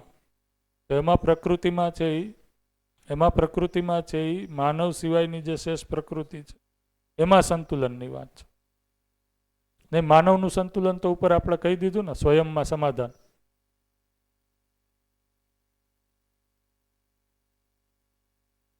માનવ માઇક લઈ લ્યો. આપણે જેટલું પણ અધ્યયન કરીએ છીએ ને એમાં મને ક્યાંક એવું લાગે છે કે લઘુથી ગુરુ તરફ જઈએ છીએ અથવા સ્થૂળથી સૂક્ષ્મ તરફ જઈએ છીએ. તો રિયલમાં જ્યારે જોઈએ તો સ્વયં એટલે એક માનવની વાત થઈ, પછી એક માનવના સમૂહની વાત થઈ, પછી એવા સમૂહોની વાત થઈ એટલે સમાજની વાત થઈ, અને પછી એ મતલબ જો જ્યારે હું પરિવાર કહું છું તેમાં સ્વયં આવી જ જાય છે, જ્યારે સમાજ કહું છું તેમાં સ્વયં બી આવી જાય છે, પરિવાર બી આવી જાય છે, અને સમગ્ર માનવ સમાજ આવી જાય. તો જ્યારે પ્રકૃતિ કહું છું ત્યારે એ 3 એના અંદર તો આવી જ જાય છે, પ્લસ એના સિવાયની 3 અવસ્થાઓ આવી જાય, એવું મારું. એ તો બરોબર જ છે. હા, એટલે પ્રકૃતિમાં સંતુલન આપણે જ્યારે કહીએ છીએ તો એમાં માનવનું સંતુલન સાથે જ આવશે. 4 ઉપર આવી ગયું ને ઓલરેડી. પણ આપણે ગુરુ મૂલ્ય તરફ જઈએ છીએ ને, જેમ જેમ નીચે જઈએ છીએ બધે જ લાગુ નહીં થાય. સ્થૂળથી સૂક્ષ્મ તમે જે યાત્રા કહો છો એ ક્યાં છે? એ અહીંયા જીવનની અંદર છે. એમાં બી છે. અને હમણાં જ મારે વાત થઈ ને, આપણે ક્યાં વાત કરતા હતા, તન મન ધનમાં તો નહીં. આ 4 જે તમે કીધું અવસ્થા, 4 જે વ્યવસ્થા છે એમાં ક્યાં સ્થૂળથી સૂક્ષ્મ છે? ના, એમાં સ્થૂળથી સૂક્ષ્મ નથી, પણ મૂલ્ય તો ગુરુ થતું એનાથી મોટું જ થતું જાય છે ને. પેલા સ્વયં માનવ, પછી માનવોથી પરિવાર, તો એના અંદર માનવ આવી ગયો. હું પરિવાર બોલું તો એના અંદર સ્વયં તો છે જ, સમાજ બોલું તો એના અંદર પરિવાર છે જ, એનો અર્થ પ્રકૃતિ બોલું છું તો એના અંદર પેલી 3 વસ્તુઓ એટલે સમાજ આવી ગયો અંદર. તો સમાજને ઇન્ક્લુડ કરીને આપણે મતલબ 4 અવસ્થાની વાત કરીએ છીએ. આ બરોબર છે. આ સવારે જ્યારે ચર્ચા થઈ હતી ત્યારે હું કહેવાનો હતો, જ્યારે આપણે આને આ રીતના યુઝ કરીએ છીએ કે મનથી ગુરુ છે એ વૃત્તિ છે, વૃત્તિથી ગુરુ છે એ ચિત્ત છે, તો સમજવાનો ફેલાવ છે એ છે એ આનો મોટો છે. એનો અર્થ એવો નથી કે આ મોટો છે તો આ છે એના કરતાં હીન છે. મન અને વૃત્તિની છે એ એક રીતના ઉપયોગિતા અને પૂરકતા તો બનેલી જ છે, એનો રોલ અલગ છે. તો આ નાનો છે આ મોટો છે. જનરલી આપણે સાપેક્ષતામાં એ રીતના વિચારવા માટે ટેવાયેલા છીએ. તો આપણે એવું નિષ્કર્ષ કાઢીએ છીએ કે આ ગુરુ છે એટલે એનો અર્થ શું થયો તો કે આ એના કરતાં હીન છે. ધારો કે આત્મા છે એ ગુરુ છે તો બુદ્ધિ એના કરતાં હીન છે. એવી જ રીતના આત્મા વ્યાપકમાં અનુભૂત થાય છે તો વ્યાપક છે એના કરતાં ગુરુ છે, આત્મા છે એના કરતાં નેષ્ઠ એવું નથી. આ ખ્યાલ આવે છે? અહીંયા જ્યારે આપણે એ ચર્ચા કરીએ છીએ તો લઘુ ગુરુ છે એ રેફરન્સમાં છે કે આ છે એ આને સમર્પિત થાય છે, આ છે એ આને સમર્પિત થાય છે. પણ એનો અર્થ એ નથી કે આની પોતાનામાં છે એ કોઈ ઉપયોગિતા પૂરકતા કે સાર્થકતા નથી. આના રેફરન્સમાં આની ઉપયોગિતા અને સાર્થકતા ચરિતાર્થ થાય છે. એટલે બોલો. ગુરુની હાજરીમાં લઘુની જરૂર નથી એવી વાત નથી. લઘુનો પણ કોઈ રોલ તો છે જ એમ. હમ જેવી રીતે સંવેદનાઓની વાત કરીએ તો હમ. સંવેદનાઓ નિરર્થક તો નથી જ, હમ પણ સંવેદનાઓનું નિયંત્રણ જરૂરી છે. તો એવી રીતે મનનું નિયંત્રણ વૃત્તિની સાપેક્ષમાં નિયંત્રણ થાય છે. હમ એટલે હા, વ્યક્તિ, પરિવાર, સમાજ, પ્રકૃતિ. તો હમ. પ્રકૃતિ જ્યારે અસ્તિત્વ બોલીએ છીએ તેમાં અસ્તિત્વમાં તો 4 અવસ્થાઓ સાથે જ વિચારશું ને આપણે એમ. હા એ બરોબર છે. 4 અવસ્થા સાથે જ વિચારશું તો અસ્તિત્વમાં સંતુલનની આપણે અહીંયા જ્યારે વાત કરીએ છીએ તો એ સંતુલન અહીંયા તો પેલા વ્યક્તિમાં છે એટલા માટે જ તો અહીંયા સંતુલન આવી શકે છે. અહીંયા સંતુલનનો દ્રષ્ટા છે એ અહીંયા સંતુલન પ્રમાણિત ક્યારે થાય છે? જો વ્યક્તિમાં અત્યારે વ્યક્તિમાં સંતુલન નથી એટલા માટે તો અહીંયા સંતુલન છે ને. મારું વાત એટલી જ છે કે પ્રકૃતિમાં 4 અવસ્થાઓની કમ્બાઈન વાત થયેલી છે. હા છે જ, પણ ત્યારે હા. તમે એને સંતુલનના અર્થમાં કહો છો. અહીંયા જ્યારે હમ. તો પછી આ વ્યક્તિમાં સંતુલનને આપણે લખવાની જરૂર જ નથી અમુક. નહીં, આ તો એની પ્રોસિજર છે. એની શરૂઆત ત્યાંથી થશે. વ્યક્તિ જ્યાં સુધીથી સ્વયંમાં શરૂઆત એનું સ્ટાર્ટિંગ પોઈન્ટ છે, પેલો એનો એન્ડ પોઈન્ટ છે. હમ મતલબ અખંડ સમાજ, સાર્વભૌમ વ્યવસ્થા, એ છેલ્લે પ્રકૃતિમાં સંતુલન એ અખંડ સમાજ, સાર્વભૌમ વ્યવસ્થા છે. હમ એટલે જ્યારે હું પ્રકૃતિ બોલું છું તો અખંડ સમાજ, સાર્વભૌમ વ્યવસ્થા બોલીએ એના અંદર પદાર્થ, પ્રાણ, જીવ અને જ્ઞાન, આ 4માં સંતુલન અને એકબીજાની ઉપયોગિતા, પૂરકતા સિદ્ધ થાય છે. તો બાકીની 3 અવસ્થાઓ તેના સંતુલનમાં તો ઓલરેડી છે જ. આમ જોવા જઈએ તો માનવ સંતુલનમાં નથી એટલે બાકીની 3 અવસ્થાઓ ડિસ્ટર્બ થઈ છે. હમ તો માનવ જો સંતુલિત થઈ જાય છે, એટલે માનવ કોણ છે? પોતે જ્યારે સ્વયંમાં જીવન ક્રિયાઓ પૂર્ણ કરે છે ત્યારે બાકીની 3 સ્થિતિઓ, 3 અવસ્થાઓ તો ઓટોમેટિક બેલેન્સમાં, એટલા ઓટોમેટિક એટલે પછી એના અંદર ઉપયોગિતા, પૂરકતાના સ્વરૂપમાં માનવ બી એના અંદર મદદરૂપ તો થશે જ એમ. એટલે એ મારો તો ખાલી રીતના- પ્રશ્ન એટલો જ છે, સિમ્પલ પ્રશ્ન, કે પ્રકૃતિમાં આપણે 4 અવસ્થાની વાત કરી રહ્યા છીએ ને એમ. હમ દર્શનમાં તમે જોશો તો કોન્ટેક્સ્ટ પ્રમાણે છે. કોઈ જગ્યાએ પ્રકૃતિ છે એમાં સમગ્ર 4 અવસ્થાનો સમાવેશ થાય છે. હું એમ કહું છું કે જ્યારે તમે આ જીવવાના જે આયામ છે એને જોવો છો તો એ આયામમાં જ્યારે આપણે અહીંયા પ્રકૃતિમાં સંતુલનની વાત કરીએ છીએ તેમાં માનવ સમાહિત છે જ, પણ એ ઓલરેડી અહીંયા તો સંતુલિત થઈ જ ગયો છે. અહીંયા જે સંતુલનની વાત છે એ આ સંતુલન પૂર્વક અહીંયા છે એ સંતુલન છે. તો એ બાકીની 3 અવસ્થાઓ છે એમાં સંતુલનની વાત છે, જેમાં આ સંતુલનને અહીંયા ઓલરેડી આપણે ડિફાઇન કરી દીધું છે. ઇન જનરલ તમે પ્રકૃતિ જ્યારે કહેશો તો એમાં માનવનો સમાવેશ છે જ. દર્શનમાં તમે ઇન જનરલ જ્યારે પ્રકૃતિ એટલે શું, એમાં માનવ છે જ. જડ ચૈતન્ય 2 પ્રકૃતિ છે. તો કોન્ટેક્ટ શું છે એ જોઈ લેવાનો, આગળ પાછળનો વાંચવાનો કોન્ટેક્ટ શું છે એ જોઈ લેવાનો. આગળ પાછળ છે એ શું મુદ્દો છે એના આધારે નક્કી થાય. બાકી પ્રકૃતિ એટલે તમે દર્શનમાં વાંચશો તો ઘણી જગ્યાએ છે એ માનવ છે જ, ઘણી જગ્યાએ છે એ માનવેતર છે. બરોબર છે, સરસ. તો વાત આ છે એ ક્યાંથી નીકળી હતી? અહીંયાથી વાત આવી હતી. માનવીયતાપૂર્ણ આચરણ છે અથવા તો માનવીયતાપૂર્ણ આચરણનું જ્ઞાન એટલે શું? તો કે જ્યારે હું મૂલ્ય, ચરિત્ર અને નૈતિકતાપૂર્વક જીવું છું એને જ કીધું માનવીયતાપૂર્ણ આચરણ. બરોબર. તો પહેલી વાર જ્યારે સમજીએ ત્યારે એમ લાગે કે ઓહો, આ 30 મૂલ્ય સાથે, ચરિત્ર સાથે છે. એમાં ચરિત્રમાં હજી આપણે ફેલાવ તો આ જ કર્યો છે, સ્વધનનો જ કર્યો છે. સ્વનારી, સ્વપુરુષ અને દયાપૂર્ણ કાર્ય વ્યવહારને એ સમજવાની વાત છે. તો જ્યારે શરૂઆતમાં આપણે સમજીએ છીએ તો આપણને આ બધી વસ્તુ આપણી અંદર છે એ અલગ અલગ એક ફેલાવના સ્વરૂપે જોવા મળે. પણ જ્યારે જીવવાનું આવે છે ત્યારે જીવવામાં આ બધી જ સ્થિતિ સાથે હું જીવી શકું છું. તો જ્યારે શરૂઆત છે ત્યારે એક એક વસ્તુને તમે છે એ અલગ અલગ કરીને ઓબ્ઝર્વ કરો છો, જોવો છો, સમજો છો. જ્યારે એ સ્થિતિ આ જીવન ક્રિયાની અંદર સ્થાપિત થઈ જાય છે મારામાં, તો એ સ્થિતિ સાથે હું અભિવ્યક્ત થાઉં છું. અત્યારે તમારી જે અભિવ્યક્તિ છે એ આમાંથી જેટલી સ્થિતિ તમારી સાથે છે એ સ્થિતિપૂર્વક જ અભિવ્યક્ત થાવ છો. તો આ બધી સ્થિતિ આવી ગઈ, આ નીતિપૂર્વક હું જીવું છું, મૂલ્ય ચરિત્ર અને નીતિપૂર્વક. તો હું માનવીયતાપૂર્ણ આચરણપૂર્વક જીવું છું. એટલા માટે એના ફલન સ્વરૂપે છે એ અખંડ સમાજ, સાર્વભૌમ વ્યવસ્થા અથવા તો સમગ્ર અસ્તિત્વમાં સંતુલન છે એ ફલિત થાય છે. બરાબર. તો આ રીતના છે એ ભૌતિકવાદ, આદર્શવાદ અને સહઅસ્તિત્વવાદ છે એ એક વિકલ્પ સ્વરૂપે આપણી સામે પ્રસ્તુત છે. તો અત્યાર સુધી છે એ ભૌતિકવાદ અને આદર્શવાદ આ બે વિધિથી આપણે જીવા. તો એક છે એ સુવિધાને છે એ સુખમાં બાધક માને છે, શરીરને છે એ સુખમાં બાધક માને છે, અને એક છે એ એનાથી જ સુખી થઈ ગયા એમ માને છે. તો સહઅસ્તિત્વવાદ શું કહે છે? તો કે બેયનું એક નિશ્ચિત પ્લેસમેન્ટ છે. સુવિધા છે એ શરીરની અનુકૂળતા પ્રતિકૂળતાના અર્થમાં છે, અને સમજ અથવા તો ભાવ એ જીવનમાં સુખની નિરંતરતાના અર્થમાં.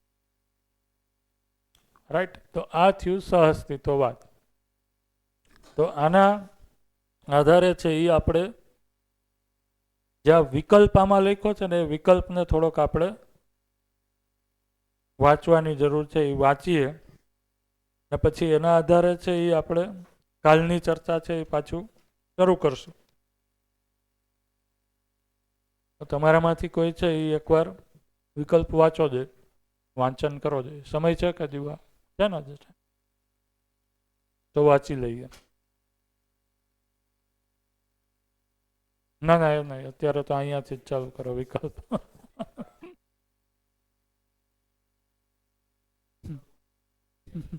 આ વખતે નીટના પેપરમાં એવું થયું હતું. જ્યાંથી ના પૂછે ત્યાંથી પ્રશ્નો પૂછી લીધા હતા. હા, એક ક્વેશ્ચન છે, લઈ લ્યો. મયુરભાઈ પૂછે છે. યસ. આદર્શવાદ આટલા સમયથી ચાલ્યો આવતો હતો, તો ભૌતિકવાદ એના ઉપર હાવી થઈ ગયો. તો એનું કારણ એ હોઈ શકે કે આદર્શવાદમાં તર્કસંગતતા નથી, જ્યારે ભૌતિકવાદમાં તર્કસંગતતા હતી, એટલા માટે. કોઈને કોઈ આપણે રીતના જોઈએ તો આદર્શવાદની જે યાત્રા છે એ યાત્રામાં નિરંતર સુખની કામના હતી. પણ એ નિરંતર સુખની કામ માટે ઈશ્વરની ભક્તિ અથવા તો ઈશ્વરની પ્રાપ્તિ છે એ જરૂરી હતી. એના માટેની જે વિધિ હતી એ લોકગમ્ય, લોક સુલભ નહોતી. બધા લોકો છે એ કરી શકે એવી ના રહી. એના કારણે છે એ ઈશ્વરની પ્રાપ્તિ છે એ તો અમુક લોકો જ કરી શકશે, અહીંયા સુધી પહોંચ્યા. બાકી લોકોએ શું તો કે ફોલો કરવાનું. અને માનવનો જે સહજ સ્વભાવ છે એ માનીને આગળ વધવાનો તો છે નહીં. તો જ્યાં સુધી તર્ક નહોતો, ભૌતિકવાદ નહોતો, તર્ક નહોતો, ત્યારે ત્યાં સુધી માનવાપૂર્વક ચાલ્યું. જે રીતના છે એ ભૌતિકવાદ છે એ પ્રકાશમાં આવ્યો, અસ્તિત્વમાં આવ્યો, તો એને છે એ તર્કની પ્રધાનતાને સ્વીકારી. એના કારણે છે એ અત્યાર સુધી જે માનવાની ઘટના હતી એ માનવાને છે એ જાણવા સુધી પહોંચવા માટેની વાત આવી. અથવા તો જે માનવામાં નહીં, જે વસ્તુને હું છે એ પોતે ચેક નહીં કરું એને છે હું નહીં માનું, ત્યાં પહોંચ્યા. એના કારણે છે એ જે આદર્શવાદની આટલી લાંબી પરંપરા છે, કારણ કે જે સુખની સ્વર્ગ નર્કની જે કલ્પના હતી એ સામાન્ય લોકો માટે છે એ ઉપલબ્ધ ન રહી. ભૌતિકવાદે શું કીધું કે પૈસા આપો તો એ બધા માટે પોસિબલ છે, એટલા માટે સુવિધા છે એ કાર્યક્રમ બન્યો.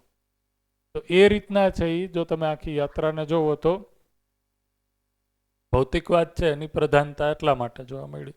લોકોએ છે એને સ્વીકારી લીધો. તો જે નિરંતર સુખની વાત હતી એ તો બધાને મળી નહોતી આદર્શવાદમાં. તો ભૌતિકવાદી વિચારધારાના કારણે જે ક્ષણિક સુખ છે એ તો મળે છે, તો એ સ્વીકાર થઈ ગયું બધું. કે મહિરા પછી મોક્ષ છે કે નહીં એ કોને ખબર. તો જીવતા જીવત છે એ આપણે જે ભોગવવાનો કાર્યક્રમ છે એને કરી લઈએ. તો એ રીતના છે એનો સ્વીકાર થયો. તો ક્યાંક ને ક્યાંક છે એ જે આત્મા પરમાત્માની વાત છે આદર્શવાદમાં જે હતી એ રીતના આપણે કહીએ કે જ્ઞાન છે એ પૂરી રીતના ઉદ્ઘાટિત નહોતું થયું, એટલા માટે તો સંદેહ હતો, રહસ્ય હતું. જો ઈશ્વર તમે જુઓ તો ઈશ્વરવાદ સમગ્ર છે એ રહસ્યમાં જ છે. ઈશ્વરનું સ્વરૂપને લઈને એટલા માટે તો વાદ વિવાદ છે, બરોબર. એ અવ્યક્ત છે, અનિર્વચનીય છે. તો એના કારણે છે એ જ્યારે તર્ક આવ્યો તો તર્કની પ્રધાનતાને લોકોએ સ્વીકારી લીધી કે ભાઈ આગળ જતા જે થાય એ જોયું જશે, પણ અત્યારે તો છે એ વ્યવસ્થિત જીવી લઈએ. અને એના માટેનું સાધન છે એ ભૌતિકવાદે છે એ હાથ વગું કરી નાખ્યું. પહેલા તો છે એ આ સાધન છે એ લિમિટેડ લોકો માટે હતા. પછી ધીમે ધીમે જે રીતના ટેકનોલોજી આવી તો એ ટેકનોલોજીના કારણે જે સાધન છે એ પહેલાં ખાલી રાજા મહારાજાઓ સુધી હતું લિમિટેડ, એ આમ જનતા સુધી પહોંચી ગયું. એના કારણે છે એનો સ્વીકાર જલ્દી થઈ ગયો.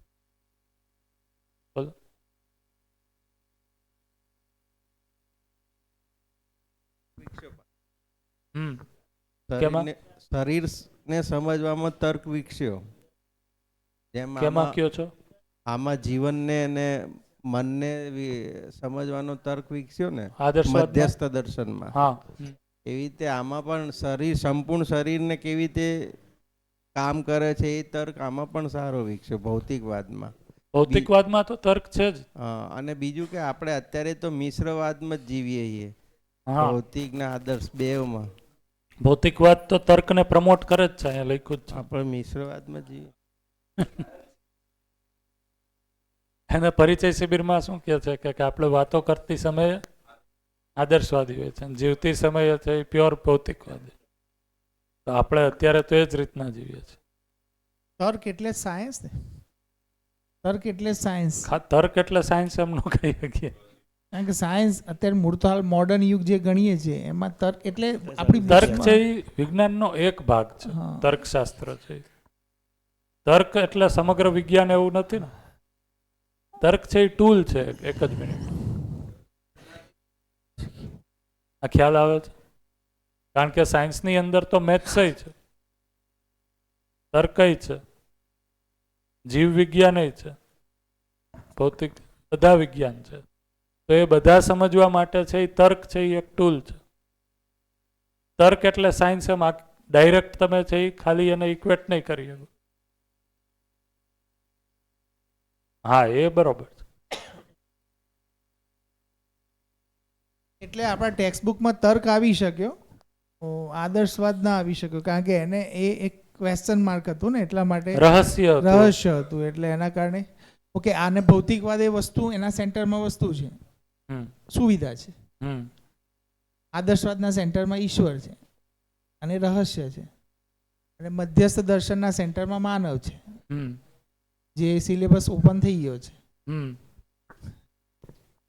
બરોબર છે સાહેબ.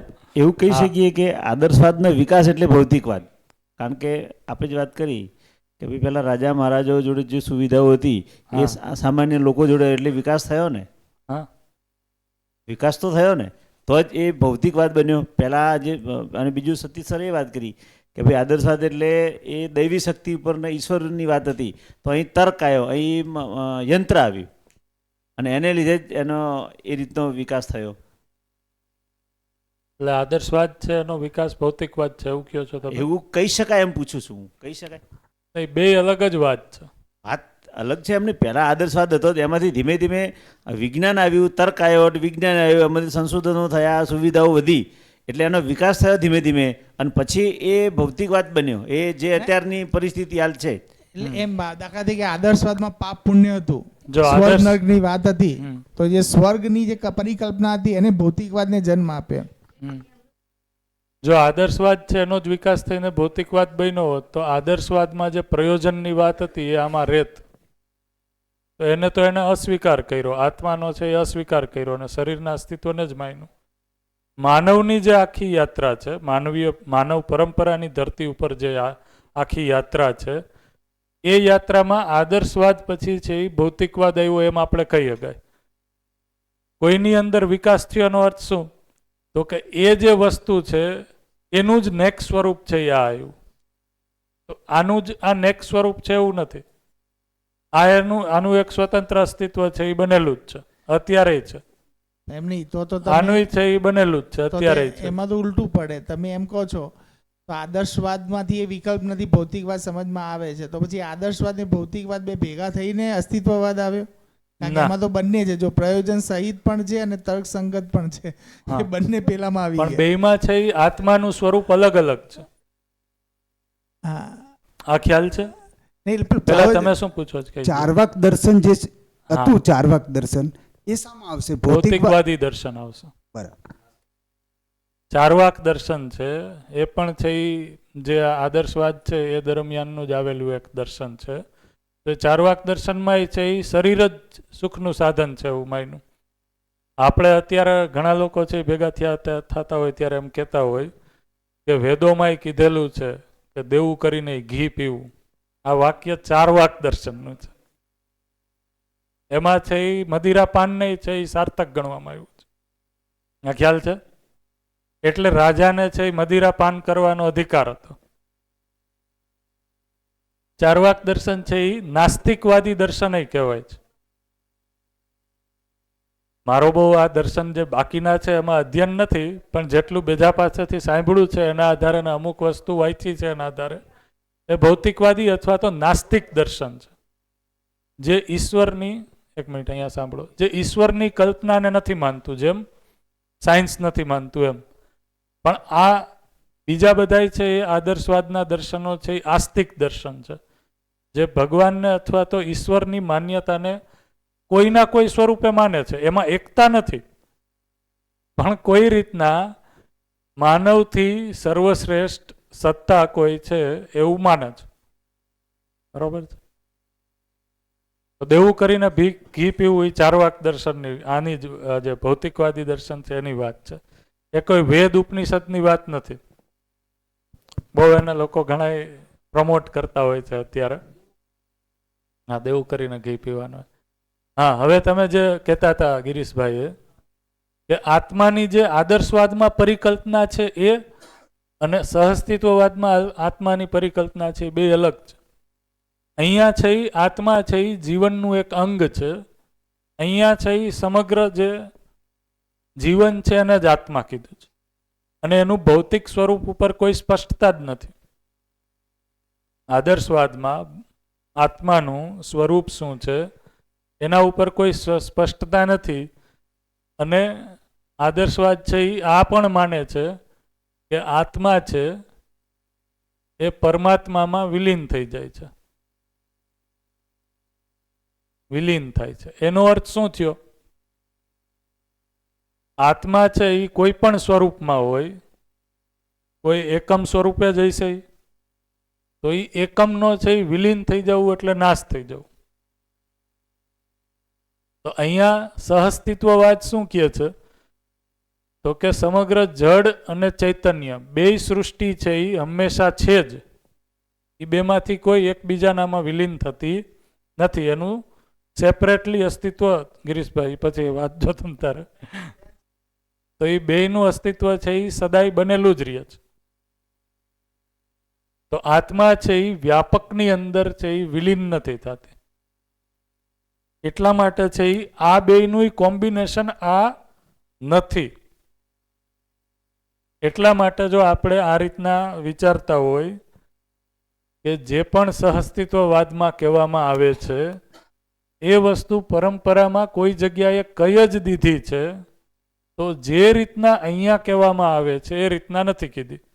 હા, આદર્શવાદમાં માનવને શરીરથી અલગ એકાઈ તરીકે જોવામાં આવ્યું છે એ સ્પષ્ટ છે, પણ એનું સ્પષ્ટ સ્વરૂપ શું એ નથી કહેવામાં આવ્યું. બરોબર? જો તમે અલગ અલગ દર્શનમાં જોશો તો અલગ અલગ દર્શનમાં છે કોઈ જગ્યાએ જે વ્યાપક છે એને જ આત્મા કે ચેતના કીધું છે, એને જ ચૈતન્ય કીધું છે. અમુક દર્શન છે એવી રીતના માને છે કે જે આ હરેક વ્યક્તિની અંદર, માનવની અંદર ચેતના છે, ચૈતન્ય છે, એ આ વ્યાપકનો જ એક અંશ છે. એનો અર્થ શું થયો તો કે વ્યાપક ખંડ ખંડ થઈ શકે છે. તો પછી સહઅસ્તિત્વવાદની વ્યાપકની વ્યાખ્યા આની છે એ અલગ અલગ થઈ ગઈ.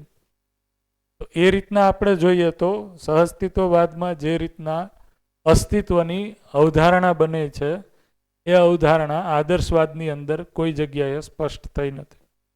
આ તો હું પેલું લોજિક કહેતો હતો. તમે કહ્યું ને પ્રયોજન સહિત અને તર્ક વિહીન છે. તો પ્રયોજન સહિત જ્યારે ભૌતિકવાદ આવ્યો તો ત્યાં પ્રયોજન વિહીન શબ્દ થઈ ગયો. હા, તો પેલામાં બંને તર્ક સહિત અને પ્રયોજન સહિત બંને શબ્દો આવે. હા, પણ ઠીક છે, અહીંયા આત્મા જે ખરું ને એ આત્માની અંદર એવું છે કે અહીંયા ગઠનપૂર્ણ પરમાણુ છે અને ચૈતન્ય પરમાણુ છે, એનું સ્ટ્રક્ચર મળ્યું. હા, ત્યાં કોઈ સ્ટ્રક્ચર નથી. અને બીજું કે ત્યાં કોઈ પરમાત્મામાં વિલીન થવાની વાત છે તો એ પરમાત્મા કોઈ વ્યક્તિની જેમ જોવામાં આવ્યો છે. હા. મતલબ જે એનું કલ્પનાઓ તો થઈ છે એમાં તો હા. કોઈ એમાં ઈશ્વરમાં એકમત વિલીન નથી. થઈ જવાનું છે અને પછી કોઈ જન્મો લેવાના નથી. આના અંદર એવું નથી. આના અંદર પરમાણુ તો રહે જ છે. હા, એ જ્યારે જાગ્રત થાય છે પછી પદ મુક્તિ થઈ જાય છે. હા, પણ ફરીથી એને શરીર, જો યોજના છે કોઈ, તો શરીર ધારણ કરીને આવી પણ શકે છે, right. જેને આપણે અવતાર શબ્દ વાપરીએ છીએ એમ સેન્સમાં. ખાલી આ બે શબ્દના અર્થમાં તમે કહેતા હોય તો ઠીક છે કે આ બે આવી ગયા એમ. એ રીતના છે એ તમે સામ્યતા અમુક અમુક જોશો તો બેયમાં જોવા મળશે. જેમ કે મોક્ષની કલ્પના અહીંયા છે પણ એની વ્યાખ્યા અલગ છે. હવે અહીંયા તો એ છે જ નહીં, પણ અહીંયા બેયમાં એ સામ્યતાના રૂપમાં છે. તો એ શબ્દના અર્થમાં તો સામ્યતા ઘણી છે, પણ જો વ્યાખ્યામાં કે પરિભાષામાં જશો તો ભિન્ન છે. જેમ કે અહીંયા ભક્તિની વ્યાખ્યા છે એ ઈશ્વરની ભક્તિ કરવું એમ છે. તો અહીંયા છે એ ભક્તિની વ્યાખ્યા તમે માનવ સંચેતનાવાદી મનોવિજ્ઞાનમાં જોશો તો એક આચરણ સ્વરૂપે છે. તો ભયથી મુક્તિના અર્થમાં જ ભક્તિ છે.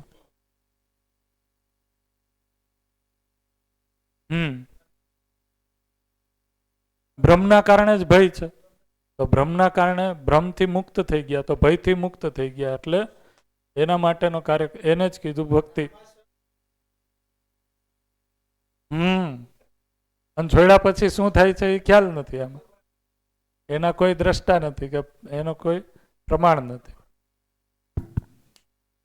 બોલો સાહેબ. યસ, તમારો સવારે પ્રશ્ન હતો એ આમાંથી નહોતો, રાઈટ? એ તો ઉર્જા ઉપર હતો, એ કાલે જોશું. આજે જો અત્યારે સમય રહેશે જ જોશું. યસ. ઓકે. બીજો ક્વેશ્ચન છે કે જીવન છે એ પરમાણુ છે. લાસ્ટ એ વાત કરી જે 60 અણુ આજુબાજુ ફરે છે ને એક આપણે વચ્ચે, બરાબર, 61. તો પરમાણુ હોય તો એ તો ભૌતિક સ્વરૂપ થઈ ગયું ને પરમાણુ. તો જીવન ભૌતિક છે? હા, પણ એની જે કેરેક્ટરિસ્ટિક છે એ ભૌતિક રાસાયણિક નથી. પરમાણુનું ભૌતિક સ્વરૂપ એટલે કે રૂપ તો છે જ, એક ભૌતિક તરીકે ભૌતિક સ્વરૂપે એ છે જ, પણ એની કોઈ કેરેક્ટરિસ્ટિક છે એ ભૌતિક રાસાયણિક એની જે સંરચના છે એના કારણે નથી. દાખલા તરીકે, અને આપણે ચર્ચા કરવાના જ છીએ આગળ, આપણે સિક્વન્સમાં જ લઈએ તો વધારે પચશે. પણ એક ક્વેશ્ચન છે એ તમે તમારી નોટમાં લખી રાખજો એટલે બાકી ન રહીએ. તો થોડુંક પાર્થભાઈ કહે છે કે શરીરનું થોડુંક કામ છે એ પૂરું કરી લઈએ, બરોબર? પણ બરોબર રહે છે ચર્ચા, ઉપયોગી રહે છે, બરોબર? બ્રેક પછી મળીએ. Thank you.